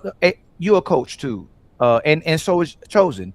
The recovery rate is what makes us get back into the position of being able to have the conversation. Right when you hold on to it, then the person has the justification to respond back or hold or even take it back and say, hey man, my apology isn't even good enough. You know, if since you mad at me now, you upset now you stand mad now. Okay, I conceded. Well, I have the right to be mad too then, because I didn't purposely do that to you. And then we stay in the place where now we're disconnected instead of coming together based on the recovery time. So if we truthfully, intentionally trying to have a conversation, shouldn't you establish and do the same thing? The recovery rate should be like, you have the right to be mad. No, you have the right. He cut you off. You have the right, hey man, you cut me off. But then he goes, hey man, my bad. I didn't mean to cut you off. You go, and you have the right, maybe hold it a little bit longer. I'm like, you know what?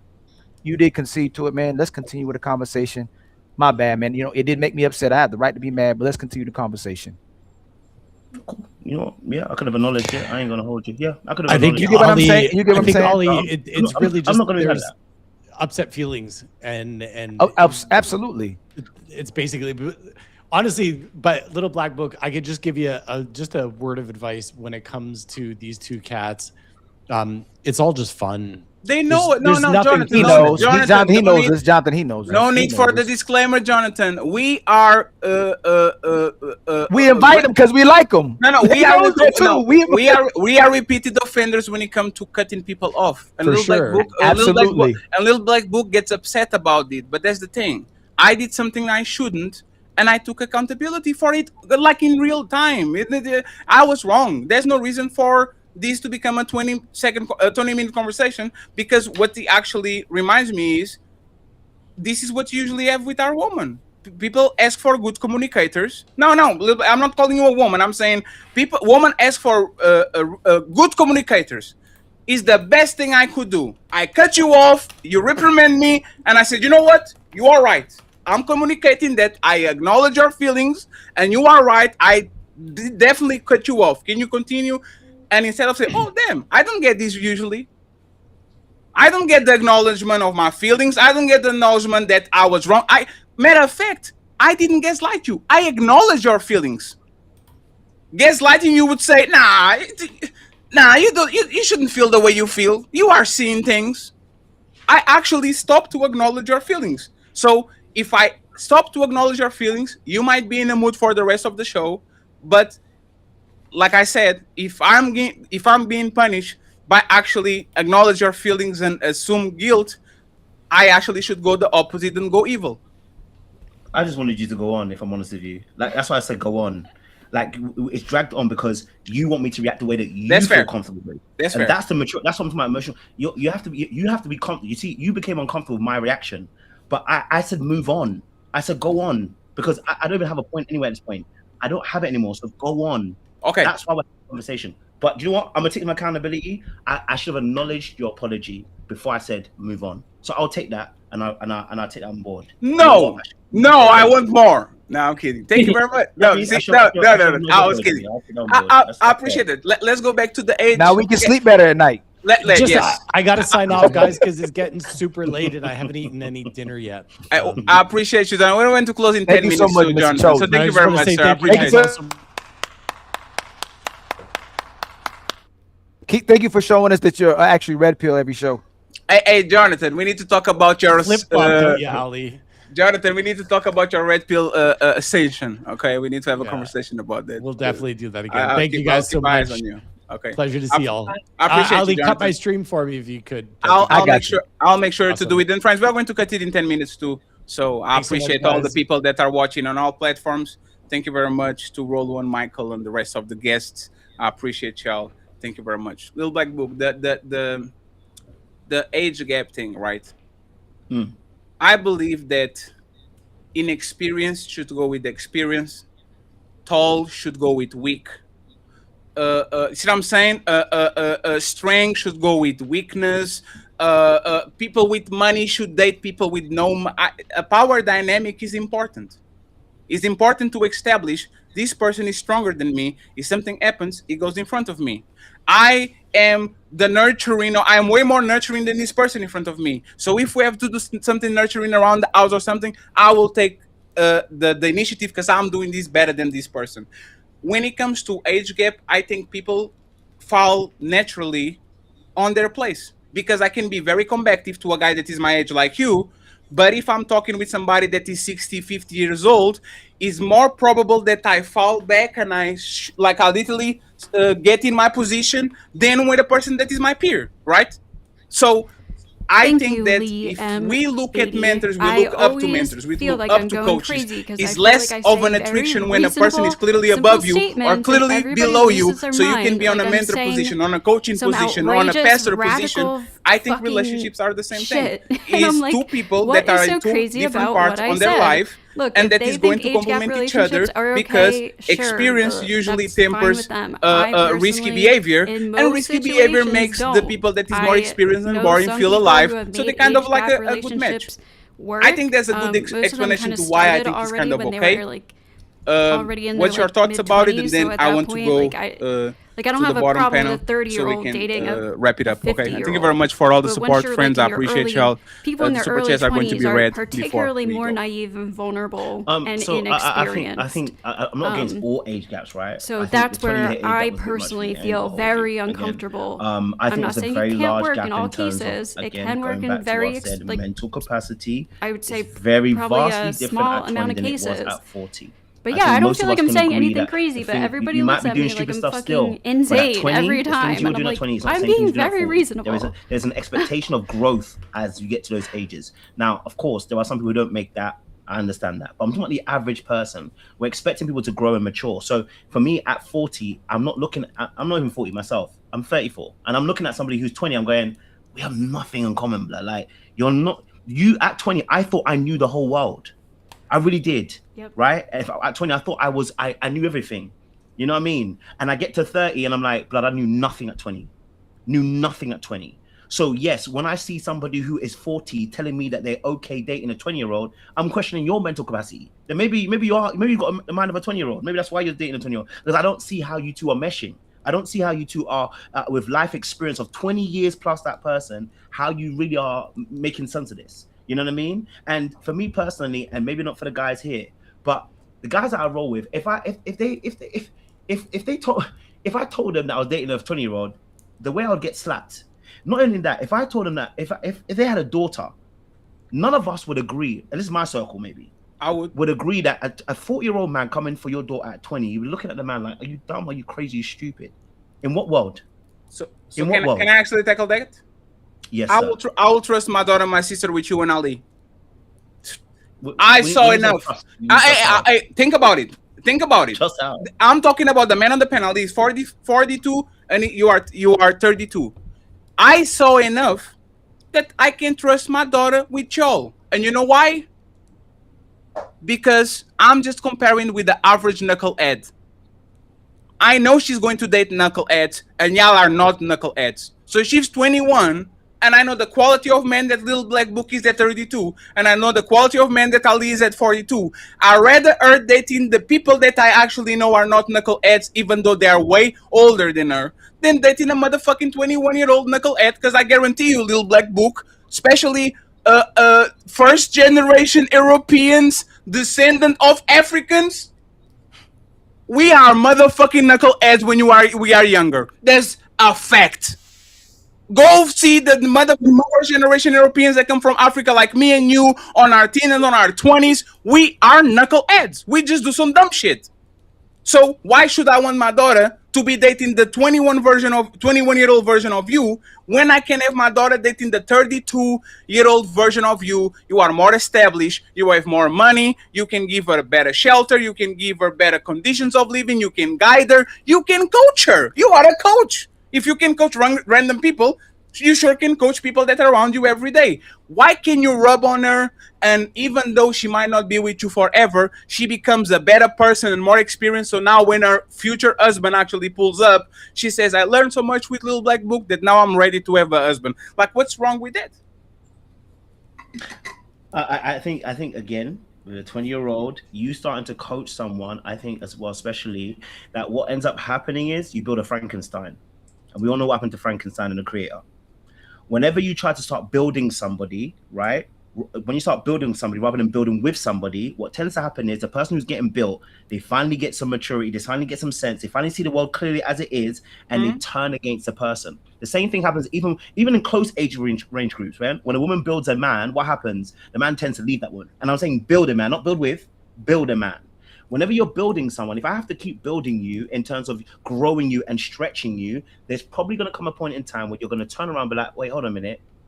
I know myself, I know this, and etc., etc. And what ends up happening is that relationship begins to falter because it was built on a dynamic of me teaching you. Whilst I believe there is some aspect of teaching that happens, but if I'm now your teacher in the relationship, I believe it's the wrong dynamic to begin a relationship with. I don't believe it has a good foundation long term for maintaining a relationship. For me, but you believe in coaching? Of course, I believe in coaching. How? Coaching is literally an unbalanced relationship where I'm teaching you things so you can actually be better at life. Wouldn't that be something that you transport to your relationship? I do that with my younger brother. My parents did that with me. My coach did that with me. Ali did that with me. I take from different sources and I say, I want to learn real estate, so I'm going to be around the person that knows real estate, so Ali teach me something. If any person on this panel have a skill set, I have no problem on going to Amanda and say, Amanda, can you teach me this thing that you're pretty good at and I'm not? This is literally one-on-one relationships. I learned AI from a 19-year-old called Cami. You shouldn't. And I have was to be a 33. parent in a And then you know what I do? I don't know about this. Go ahead and teach me real quick. I'll pay you for it. And we go to the sunset. Why can't I do that with my lover, with the person that I appreciate, with the person that I love, and teach him the ropes while I actually offer them a safe place so they can fall and not get hurt? I gave them training wheels. You go over there, you do this, you do that, and they actually learn, and they are on the safe space because I can always grab the bike and say, you know what, let's stop over here. I think that's a beautiful thing. I actually think that most women would love to have a person like that. If they don't have it already, I think most women would love to look up to the men that they have and say, God damn it, this dude over here, if I don't know something, he finds a way of actually putting me upon game. If I don't know how to go there, even though I take pride of learning things and be better and all this, I would love to be with a man that actually can show me the ropes, can show me the world, can show me how things are done. I think most women will love that. And there's you at 32. It's not you at 22. It's you at 32, 42, 52. So, I don't know. Amanda, AVG, and Ghosty. Ghosty already said a lot of mean things about age gap relationships. AVG and Amanda, please. I actually have to run. I don't really have a whole lot to say outside of I really like what Little Black Book was saying about there just being a difference between mental and emotional capacity, but also, like he was saying, someone who is 40 who's dating someone that's 20, they may actually be on the same mental and emotional plane. So the age gap in and of itself would really just be age is nothing but a number. So as a nurse, I take care of patients all the time who are in 80, 90, 70-year-old bodies who are 5-year-old children emotionally and mentally. And that's your average person. So we're not all, the age isn't always going to line up Can you with stop being emotional weird, Jonesy? and mental What the capacity. fuck are you talking and so that's about? okay. I'm not really like for or against the age gap. But I did want to say thank you so much for having me. This has been unexpectedly a great time. Like I guess I kind of had these preconceived notions just based on the shorts and the videos, but it's been a really great time. So I just really appreciate the invitation and the welcome. I appreciate you So too, hold on, Amanda. Fatty. So you enjoyed your time? I did.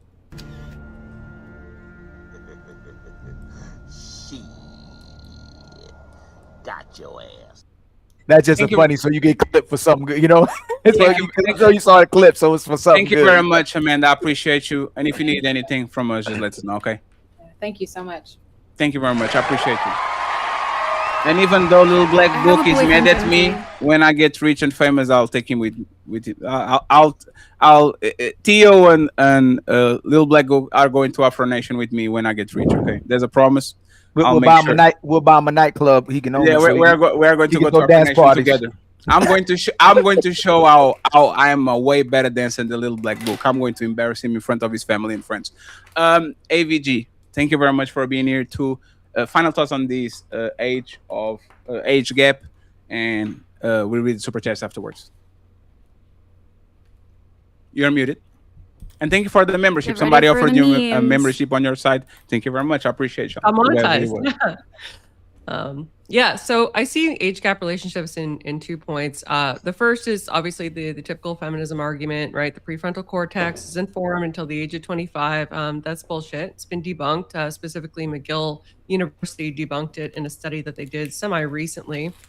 The secondary component is at what age exactly does the negative adversity that somebody has acquired negate something that could be attributed to lack of experience? We see this with women who have excessive baggage, right? They reach the age of 30, they have, a couple of babies from different fathers, or maybe they've had a failed marriage or engagement. Not all adversity or experience is good. And this is no more true than ever it has been in 2026.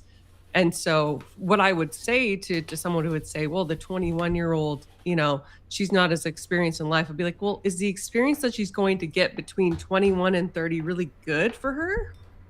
Is it? Think about that.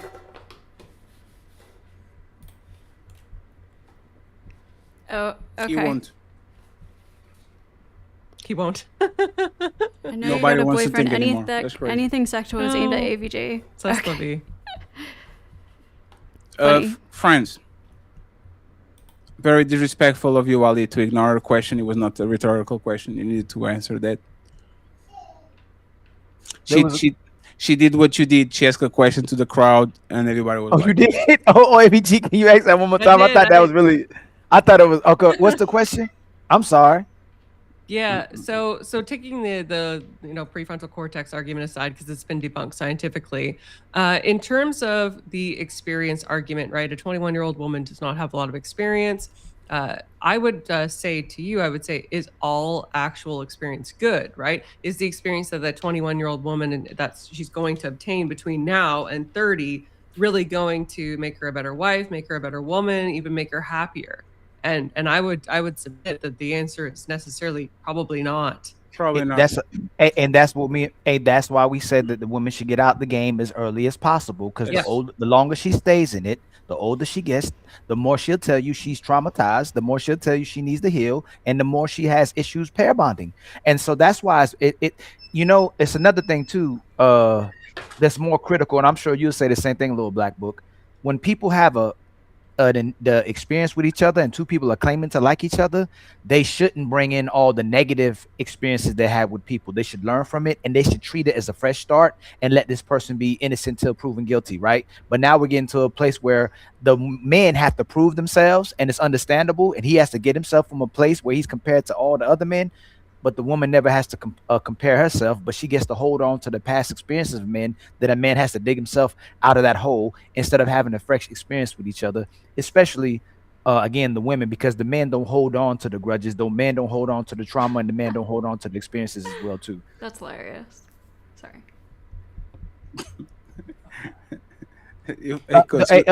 Hey, can you tell me the name of the guy that says he's still healing and has to go to church and get baptized for having experiences with women? 2 or 3 of my ex-boyfriends. What did you do to them, Ghosty? Oh, no. What did you do to them, Ghosty? Huh? They tried everything they could. You're just not good enough. Hey, Sorry. Ghosty, why do your ex-boyfriends all need therapy and healing and all that? What's going on? No, I'm saying when I started dating them, they held on to a lot of shit that their ex-girlfriends did, and then automatically thought that I was going to do those things to him too. So And that's did you all do I'm saying. them? And did you do that? No, absolutely not. So everybody good. You just wrote the But manifesto. I mean, I was still getting accused and all the time, and they were paranoid and all this shit. I'm just Does his saying, boyf- it's funny. You would get It's just funny the men to say would that hold on, men don't your hold on to exes. grudges. Hold on, your exes were accusing you of things that their exes did, not something that They you were were doing yes, in the relationship. Yes, they were suspicious that I was doing the same things their exes did because they were still hurt. They didn't heal from their past relationships. Hold on, I ain't gonna say. Oh, never mind. I'm gonna leave that alone. alone. In my opinion, that makes sense in my opinion, that makes sense if their woman actually put them through hell. See what I'm saying? I just think I wouldn't do an absolute. I would say that men have better reaction to war than women. No, Like Fat, I when could've men and swore- women go through shit and they get the scars and they get the burns and they get old and get limp, I think at the end of it, you can forge a great general, a great warrior, somebody that learned from war. Even though there's some men that have PTSD, I think most women are going to become casualties of war. Either that to things that happen to relationships, or to actually getting so much pain that they become a shell of themselves when they actually Fatty. go through it.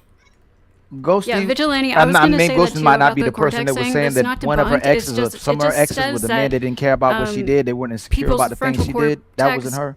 cortex, develops at different ages, so it's not 26 for everybody. Sometimes it's a little earlier. Was that you? That sometimes wasn't it's a you, little Ghosty, that later. said that the I'm guys pretty you did, sure because we were that's talking the about how men could science be on it. insecure, and you were saying your exes didn't demonstrate that type of behavior. They trusted you with the things that you were doing. That one, your exes, or one of your exes that you were dating a guy and he trusted you, like he wasn't insecure about the things you did. Oh, I'm sorry. Are you asking me? Yeah. So I was answering a comment on my stream. Like, So weren't a guy or the exes you did? I thought I could have sworn. I don't know. I thought it was you that were dealing with a guy that didn't have insecurities. Like he trusted you with things. Like he didn't question you. I thought that wasn't you. my current boyfriend. There's the current. Oh, that's the current boyfriend. Okay, Yeah. the current. My current one. boyfriend's Okay. amazing. I literally have no problems with him. Okay. But like Okay. we Tell both me- had to. See, I heal. got a Like, good memory. I got a good memory. He's had abusive girlfriends in the past. I've had abusive boyfriends in the past. But both of us, when we got together, we both healed from those, and we weren't expecting. We got over our trust issues, right? And yeah. There's actually pretty good friends. I that's appreciate you, dope. AVG, Ghosty, and Little Black Book. Appreciate you, sir. Thank you very much for giving Hey, your thank time. you so much, Black Book. Hey, Black Book, I'm going to start to go- Apologies for Fatty, man. It's just, hey, man. Yes, sir. You know, We worked it out, man. It's all good, man. hey, Fatty, don't let it happen again. Yes, I'm 2 hours away. Hey, when Dre goes to London, I'll pay him. I'll pay him a visit, man. I don't know how you. I don't know how they do it in Portugal, but we don't do it like that. Oh, and then my hand, London. Sorry. Hey, I'll take him to a Brazilian restaurant next to that I used to go when I go to London. He's going to forgive me. Okay, appreciate you, Little Black It's Book. forgiven already. Don't worry, it's forgiven. Now, hey man, No I beef. need to pay reparations to this And, man. and give us a little Black Book. We like you, man. We want you to come over here and build with us. Give us grace, man. You know we gonna bump heads every now and then. Somebody gonna interject, but you know we bring you here because we like you. That's fair. No, that's fair.